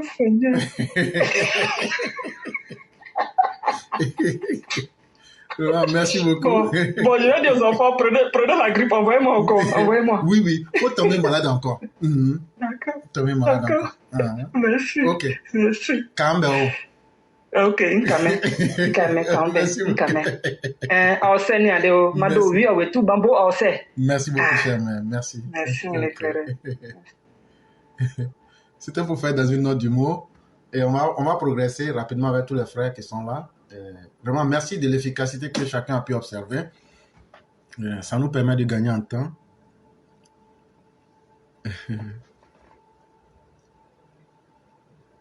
Robert Bourgeon a parlé. Robert Babouin a parlé. Nous, on s'en fout. Même si c'est le 5e mandat que Ouattara avait fait, elle va faire.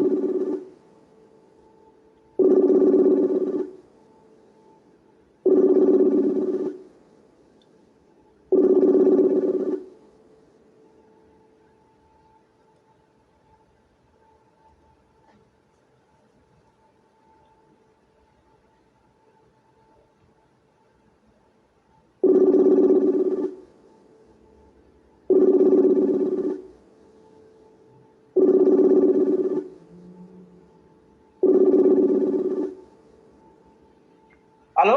Oui, bonjour, monsieur. Comment allez-vous? Allô? Oui, bonjour. Oui, bonjour, cher éclaireur. Oui, comment allez-vous? Je vais bien, et vous? Dieu merci, tout va très bien. Donc, on va vous laisser rapidement. Ok, Dieu merci. Oui. Excusez-moi pour la qualité du réseau, comme je suis à Abidjan. Il n'y a pas de problème. Ok, d'accord. C'est la faute des députés. C'est vrai que ça se passe bien ici. Mhm. Je voulais juste savoir, cher éclaireur, la marche pour les Burkinabés, je ne sais pas ce sera à quel moment, parce que comme je suis là, j'aimerais aussi participer aussi à cette marche-là. Je ne sais pas ce sera à quelle date et à quelle heure. Ils avaient dit le 28, hein? Oui. C'est pour les PPHiens là qui devraient être aujourd'hui. Oh là là, je n'ai même pas informé de la date. Oui. Non, mais est-ce qu'ils peuvent sortir? Ah. Eux-mêmes, ils connaissent. Parce que moi, je suis à Abidjan, hein, on est ensemble, quoi. Voilà, je suis là, on est ensemble. Il n'y a pas de problème. Et demandez à tous nos gars de s'apprêter. Dès qu'il y a une petite occasion, là, on va participer. Oh, cher éclaireur, s'il vous plaît, un service. Parce que moi, je me retourne la semaine prochaine. Donc, dès qu'il y a un mouvement qui se passe là, franchement, si vous pouvez m'écrire sur le message, je vais aussi participer à ça. Il n'y a pas de problème. Voilà, ça me ferait plaisir. Dites à nos gars de bien aiguiser les petits couteaux avec tout ce qu'il y a. Ils n'ont qu'à bien huiler les choses, quoi. Ok. Voilà, ils n'ont qu'à mettre graisse dessus, tout, pour que ça puisse rentrer facilement, quoi. Voilà, parce que nous, on veut que ça soit rapide, sans douleur, en fait. Voilà, que ça se passe rapidement. Donc, il faut que vraiment nos gars... On n'aimerait pas qu'il y ait du matériel un peu rouillé. Et puis bon, on ne veut pas entendre des bruits dessus. Voilà, le président n'aime pas du bruit, donc il faut que ça se passe vraiment en douceur. Et puis, il faut que celui-même qui va prendre ça soit heureux avant d'aller, quoi. Effectivement. Voilà, donc faites ça. Même ce matin, j'ai vu Eric Tagba ce matin, je l'ai vu ce matin là, au ministère des Transports, je l'ai vu ce matin. Il dit, ça c'est des éléments, ça. Donc tous les Rambo, les Dabagueou, les 6 vitesses, tout apprêté, tout. Ok. Merci beaucoup. À vous pareillement. Merci bien, on va vous souhaiter une excellente soirée. Merci à vous également. Et bonne continuation à toute la classe. Merci beaucoup. Tous ceux qui sont les braves sur Facebook, là, le terrain vous appelle. Non, on va prendre la rue. Le 6 va devenir 9. C'est le meilleur moment de rendre le 6 en 9. C'est le meilleur moment de prendre la rue. On va marcher. Aujourd'hui, là, c'est le 27. Aujourd'hui, c'est le 27. On ne vous a pas vu. Hein? Ou bien, non. C'est moi, tu ne peux pas rester aux États-Unis et puis les voir. Ils sont sortis, mais c'est toi qui ne les as pas vus. S'il y a des gens qui les ont vus, pardonnez, dites-nous. S'il y a des gens qui les ont vus, dites-nous. Là, comme ça, là, on va venir dire aux gens qui sont sortis et qu'ils ont commencé à brûler le pays. C'est là que vous allez savoir qu'il y a des gens qui ont l'eau pour éteindre votre feu. Vous allez mettre le feu, non, on a l'eau pour éteindre. Et on va vous laver après ça.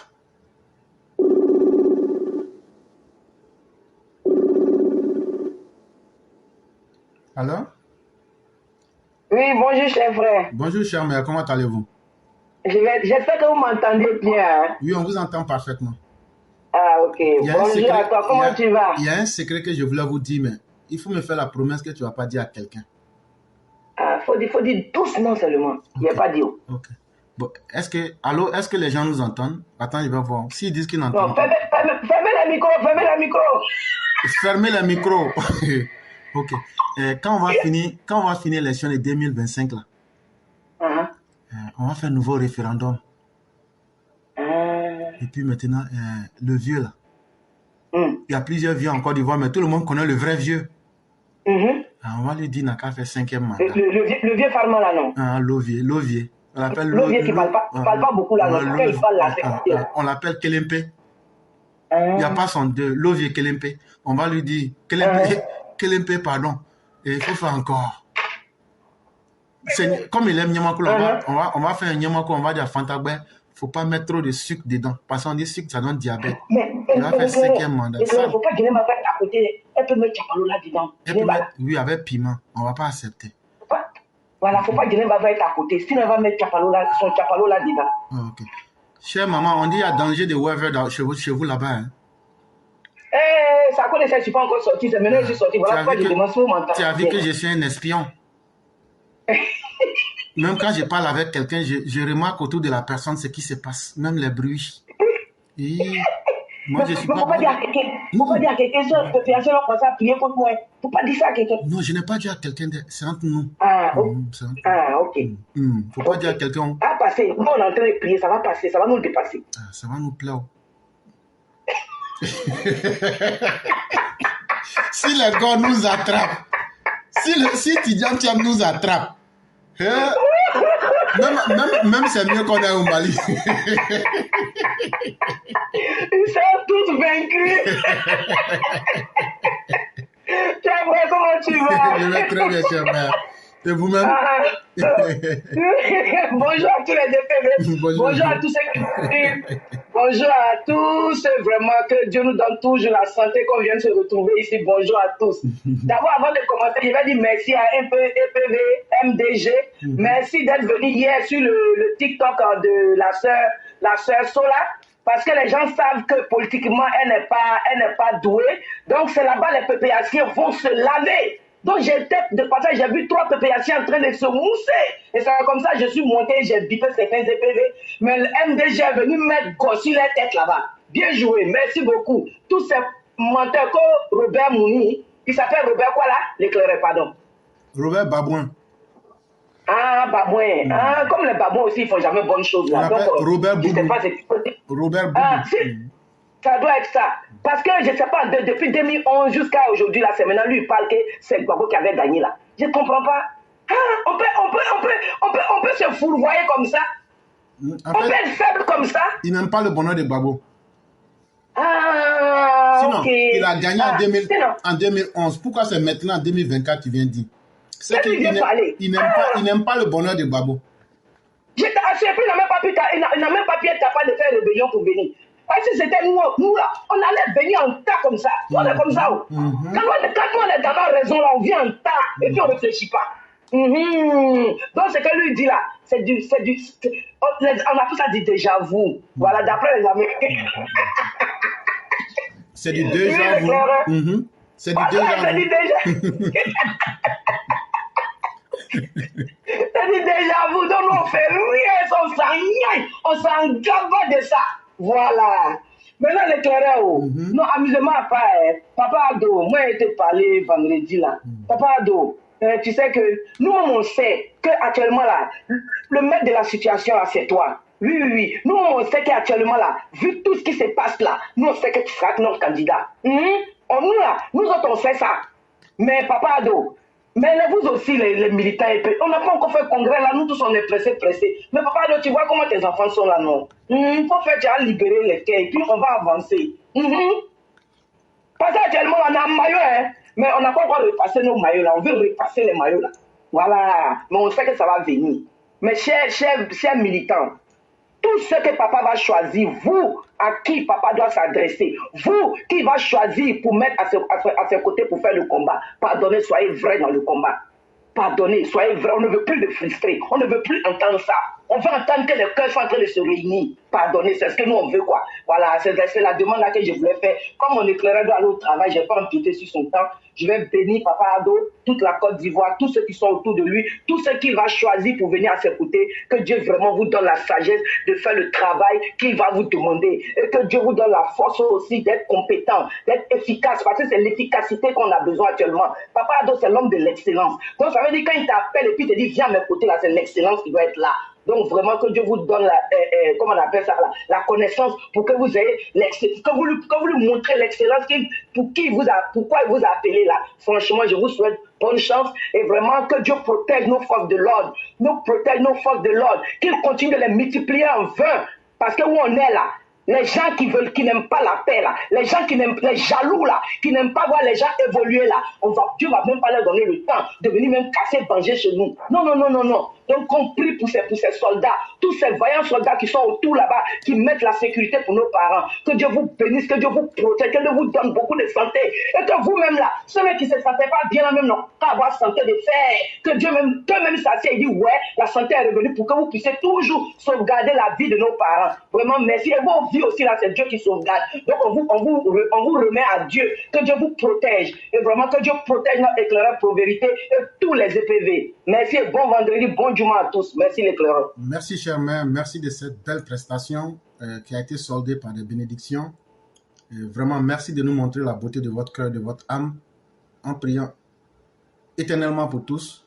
Mais sachez que c'est aussi ces mêmes prières qui vous reviennent. Merci infiniment et que Dieu agrée toutes les prières et les bénédictions qui ont été effectuées. Merci infiniment et que Dieu nous protège tous et qu'il nous guide sur des droits chemins. Merci beaucoup et Juma Mubarak à tous les musulmans. Et bon samedi à tous les juifs. On va parler de Shabbat. Et bon dimanche à tous les chrétiens. Et à ceux même qui ne pratiquent rien, nous leur disons bonne guidée parce que c'est Dieu seul qui sait comment guider l'homme. Voilà, donc chacun aussi a droit à cela. Et je salue ici très chaleureusement notre frère Issa Baya qui est là. Et vraiment, merci d'être présent et merci pour tout ce que vous faites sur TikTok et aussi sur toutes les plateformes. Et merci surtout à tous les guerriers de la classe Éclaireur Pro Vérité. Et je crois que la sœur Sola, il faut qu'on se rapproche d'elle pour la renforcer. Oui. Les gosses sont là-bas en tas sur elle. Non, il faut qu'on assainisse sa plateforme et on va donner instruction. Moi, je ne sais pas à quel moment elle fait ça, mais tous les EPV qui seront disponibles, il faut que, peut-être si vous pouvez rentrer en contact avec elle pour lui dire, donner peut-être au moins une dizaine d'EPV selon nos disponibilités quand elle a des directs. On voit ça, on se lance là-dedans et puis on va rétablir la balance, quoi. Ça sera beaucoup important. Oui. Il n'y a pas de souci. Merci beaucoup, cher mère. Vraiment, merci à toi, l'éclaireur. Merci à tous. Et excellente soirée à vous. Merci à vous demain. Mesdames et messieurs, à tous honneur, à tout honneur, nous allons terminer avec notre frère Emmanuel. Emmanuel, c'est Dieu parmi nous. Et c'est avec lui que nous allons terminer. Et nous disons merci à tous ceux qui ont suivi le festin intellectuel de ce jour. Les participants ont été très efficaces et nous vous disons vraiment merci. Ça va aussi faciliter la vision, le visionnage à ceux qui vont suivre plus tard. Et vraiment merci. Et en ce qui concerne l'émission que nous avons réalisée sur Tidiam Tiam, j'ai déjà fait la version corrigée où, par exemple, lorsque Maître James a parlé, c'est que Bill Gates lui avait demandé de faire, et aussi les stérilisations, comment ils veulent faire diminuer la population mondiale jusqu'à de 7 milliards à 1,5 milliard de personnes. J'ai mis toutes ces vidéos là-dedans. Et donc, la version révisée, vous aurez toutes les vidéos. Comment, par exemple, Mackenzie a formaté Macron pour devenir président aux États-Unis. C'est la même stratégie. Donc, dans cette vidéo-là, vous allez voir tout en vidéo. J'ai travaillé sur ça déjà. Donc, quand je vais revenir du travail, je vais balancer tout ça pour que vous puissiez voir. Et donc, ce qu'on va vous demander, ces vidéos-là, vous les partagez au maximum. Si on arrive au moins à avoir 1000 partages avec chacune de ces vidéos-là, ces 2 vidéos qui durent 40 minutes, mais c'est très riche et ça montre beaucoup de choses. Bonjour, cher frère Emmanuel. Oui, bonjour. Comment allez-vous? Oui, je vais bien. Okay. Donc, on va vous laisser votre temps les 5 minutes. Et après les 5 minutes, vous allez faire la conclusion en 2 minutes pour fermer. Et donc, moi, je vais dire, je ne vais plus prendre la parole. Je vais dire merci à tous ceux qui nous ont suivis, à tous ceux qui ont été là aujourd'hui. Demain, ça sera un autre jour, avec ce bonheur. Mais tu vas prendre la parole. Il y a quelque chose qui t'attend ici. Ok, il y a un ramba, quoi. Tu es interdit à Odiéné. Ah, mais j'ai fait quoi? Donc, la Côte d'Ivoire, c'est 322 462 km. J'ai dit, territoire de Odiéné, là, tu ne dois plus mettre pied là-bas encore. Tu es interdit même. Pourtant, moi, j'aime les gens d'Odiéné. Hein. Et puis aussi, il y avait une grande surprise pour toi là-bas au dîner. Mais tout ça, tu as mis ça dans ton attiqué, mon frère. Bon, je vous demande... Je vous demande pardon, on peut s'entendre. Même si tu dis maintenant, non, tu ne vas pas au dîner, tu vas aller à Gbeleban chez la maman du président, on va te dire non, tu ne peux pas passer par au dîner. Peut-être tu vas prendre un vol pour descendre en Guinée, marcher maintenant pour entrer à Gbeleban. Mais imagine éclaireur en Guinée, est-ce qu'ils vont pas m'attraper? Éclaireur, il y avait une grande surprise pour toi là-bas. On avait prévenu une jolie femme pour toi là-bas.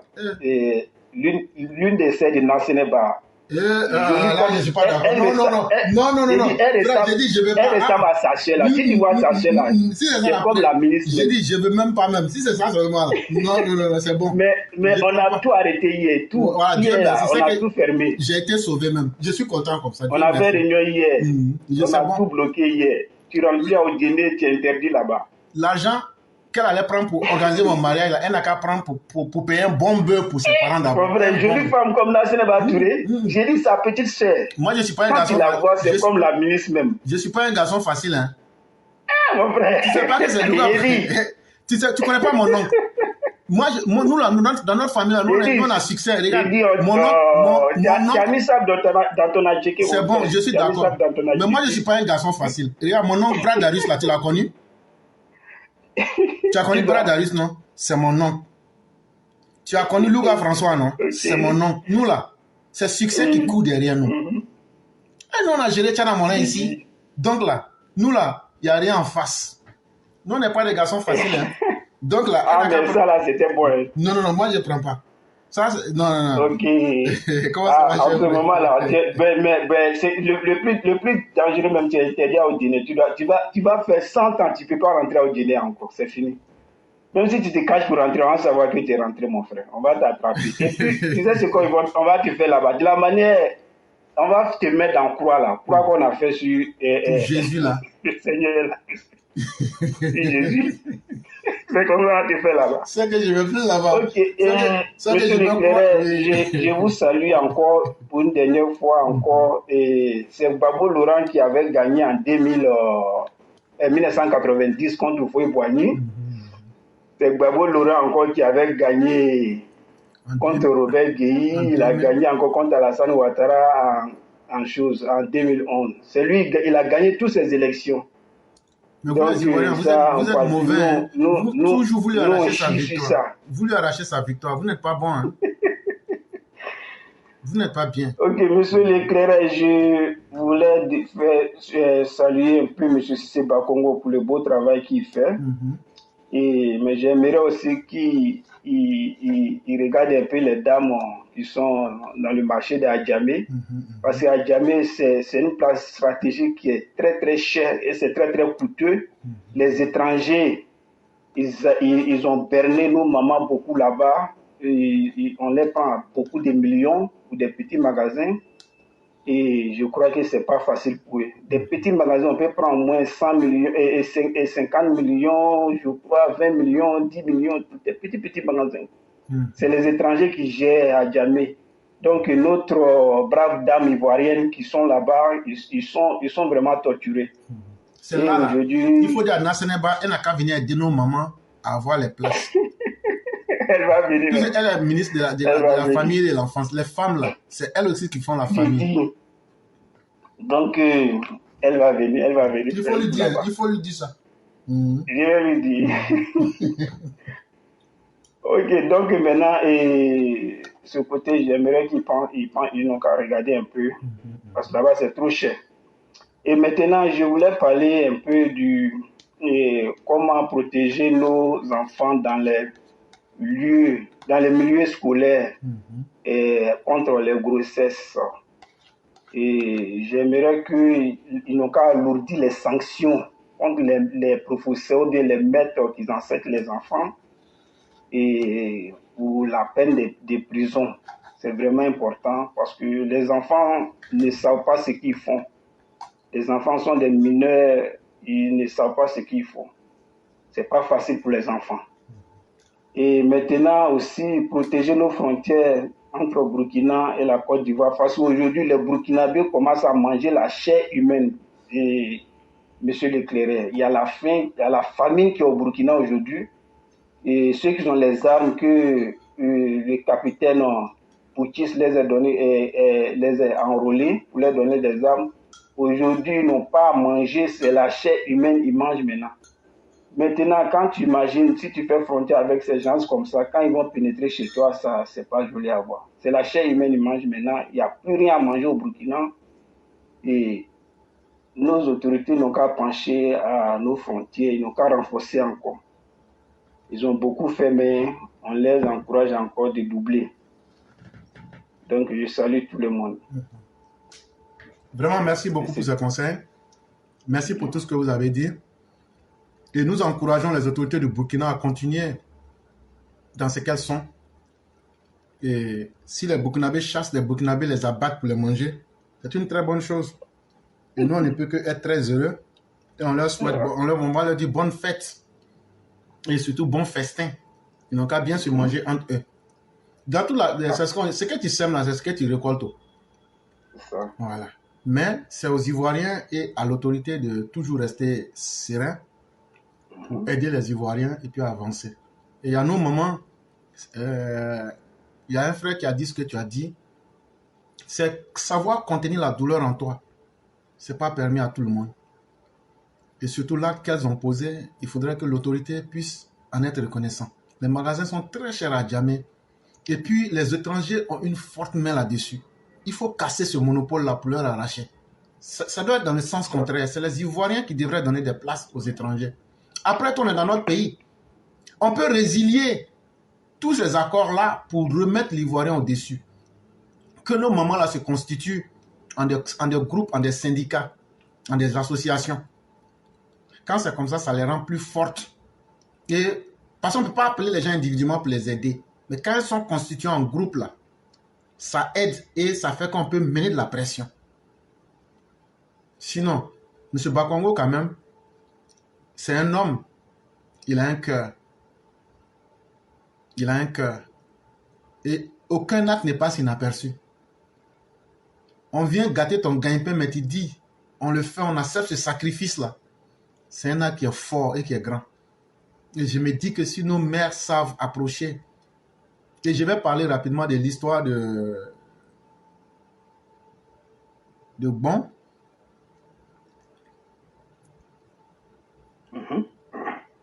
Il a vécu à Sikasso chez le roi Thiéba. Et lorsque le roi est décédé,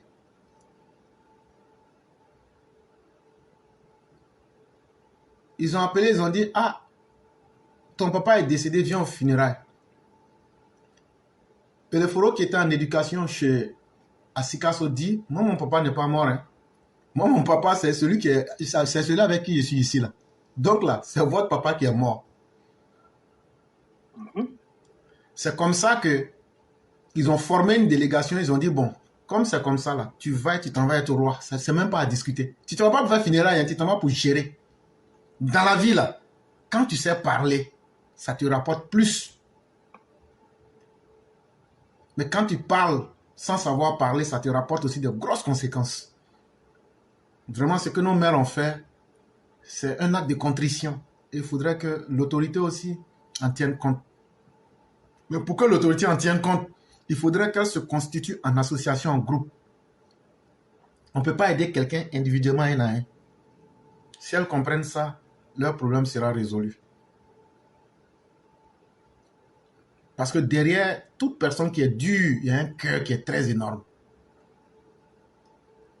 Je n'ai jamais pratiqué M. Bakongo, mais je sais que c'est quelqu'un qui est rigoureux, mais ce n'est pas quelqu'un qui est méchant.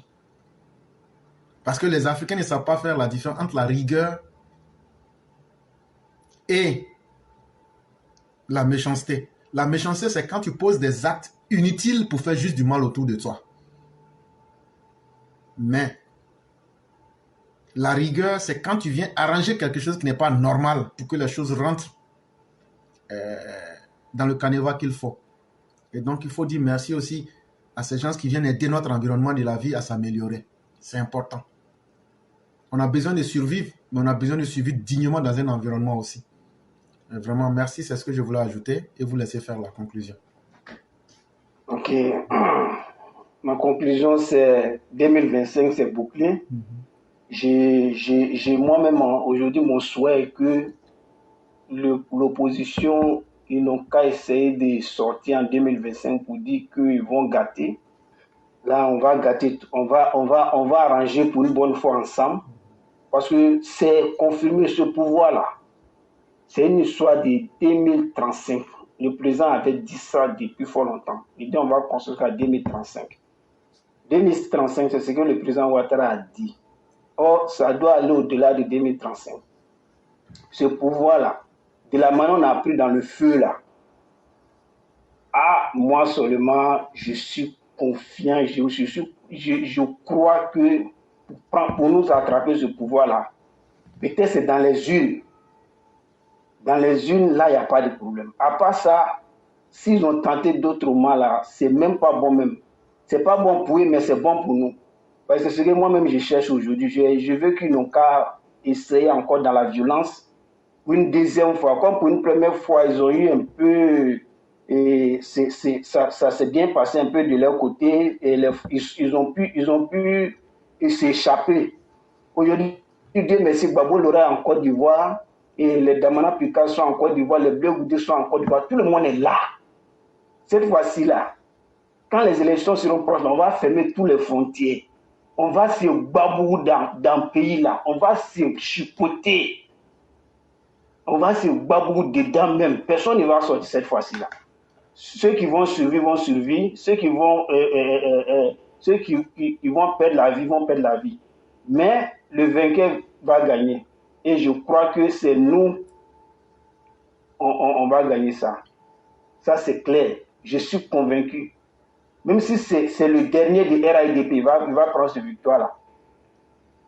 Parce que je sais d'où on vient. Je suis un vrai militant de RDR. Moi, j'ai fait marche avec Laurent Gbagbo, avec Djini Kobina. La pluie nous a chicoté ce jour à Boaké. Ça, c'était, je crois, 2015. Tu es un rebelle. La pluie nous... moi non.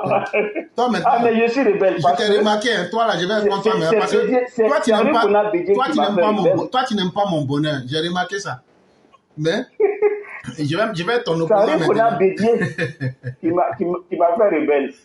Jusqu'à Babou est venu empirer le reste. Donc je suis là, je veille au grain. Si c'est la violence là, vraiment, c'est ce que je veux qu'ils n'ont qu'à aller sur ce côté. Et 2025, on va voir un peu encore. On va s'essayer un peu quoi. Ça seulement, c'est mon souhait. Voilà, parce que la tranquillité, on a fait 14 ans de paix avec le président, on va essayer un peu, même si on s'est babou au moins 6 mois. 6 mois même c'est trop long. Nous, babou là, si c'est trop, ça prend pas un mois. Ce que je suis, on va mettre un peu de choses en ordre entre nous. Voilà, c'est ce que je souhaite. 2025, je veux qu'ils n'ont qu'à sortir, ils n'ont qu'à se mettre ensemble, comme il le dit là, ils n'ont qu'à se mettre ensemble, ils n'ont qu'à essayer. Parce que trop parler là, ça donne d'agbe. On a trop parlé. Donc maintenant, c'est l'action maintenant. Dent pour dent, œil pour œil. Comme pour Sanlokan. Cette fois-ci là, vraiment, moi-même je suis vraiment prêt, je suis déterminé. Je veux qu'ils n'ont qu'à essayer. Mais si ça passe comme ça, inaperçu, ils vont parler encore beaucoup sur les réseaux sociaux.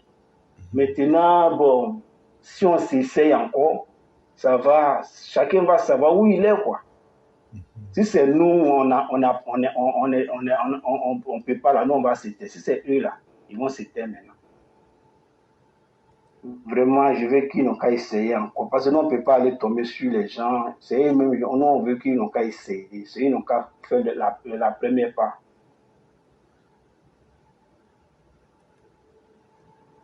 Ok, je vous remercie, monsieur l'éclaireur. Je remercie tous les Ivoiriens. Je salue tout le monde. Je salue mon papa. le Prado, et Père à son âme, que son âme repose en paix, Adjana Bintou Sissi, et avec tous nos ancêtres d'Odiné. Je salue tout le monde, tous les ancêtres encore de la Côte d'Ivoire, tous nos ancêtres ivoiriens, tous nos grands-parents. Sinon, ça allait être pas là encore. Merci beaucoup. Pourquoi tu vas saluer les ancêtres d'Odiné?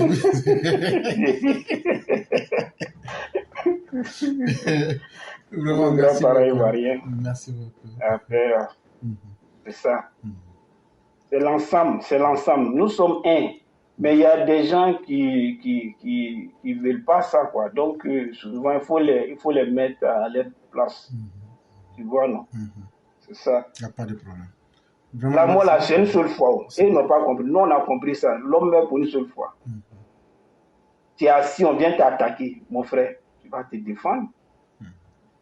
Si c'est dans les unes, là, ils n'ont qu'à commencer à battre les campagnes. Là, dans les unes, il n'y a pas de problème. Mais sans les unes, là seulement, violence, là, je ne crois pas. On va se taper. Ça ne va même pas arriver là-bas, même. Mais violence, ils n'ont qu'à essayer, même. Comme trop parler d'On Dagbe, là, on attend le jour. 2025, là, c'est déjà arrivé. Effectivement. C'est déjà arrivé. Vraiment, merci infiniment. Et merci à Kumbala qui est là. Modia de tous les gourous. Tu es d'accord avec moi, non? Kumbala, Modia Promas de tous les gourous. Demain, là, il faut les venir. Et puis, tu es venu en retard. Tu vas payer taxe au Sénégal. Voilà. Tu vas payer taxe au Sénégal. Hein? Je suis prêt, je les attends. Oui. On dirait... Je n'ai pas encore bien les Sénégal, je voudrais de vos fonds. J'ai dit éclairé, j'ai été une fois à Zenoufla, à Goïtafla. Goïtafla, il n'y avait pas route. Entre Carrefour, Zenoufla, Goïtafla, il n'y avait pas route pour entrer. Mais aujourd'hui, le président Ouattara a fait tout ça. J'ai fait une nuit à Goïtafla. Il n'y avait pas route là-bas. Mais aujourd'hui, tout est bitumé. Zenoufla, Goïtafla, tout est bon. Carrefour Mafla pour aller à Zenoufla, c'était bitumé avant. Mais Carrefour Mafla pour entrer à Goïtafla, il n'y avait pas route. Mais aujourd'hui, tout est fait. On remercie vraiment le papa. Merci beaucoup. Donc, merci à tous ceux qui nous ont suivis. Merci à vous-même. Et on reste ensemble. Que Dieu protège la Côte d'Ivoire et les Ivoiriens. Et vraiment, merci infiniment. Demain, ça sera un autre jour. Et bien des choses à toute la famille. Merci beaucoup. Merci beaucoup. Et donc, chers auditeurs, nous serons à demain. Merci surtout au parrain, Marius Koudou, qui est parmi nous. Et bien des choses à toute la Côte d'Ivoire de la dignité. On se retrouve demain pour une autre séance d'animation. Et comme je l'ai dit, ce qu'on a réalisé sur Chakadjan, j'ai fait la version améliorée en mettant toutes les preuves avec les vidéos. Et ce soir, quand je vais revenir, je vais balancer toutes ces vidéos. Vous aurez au moins une vingtaine de vidéos. Et vous aurez toutes les preuves là-bas où Maître James a dit comment Bill Gates est rentré en contact avec lui pour vacciner les gens, pour faire la réduction de la population. Vous verrez tout dans ces vidéos. Ce qu'on vous demande simplement, c'est de les partager. Ça va aider certains à comprendre beaucoup de choses. Vraiment, merci à chacun. Excellente soirée et que la grâce divine demeure en nous.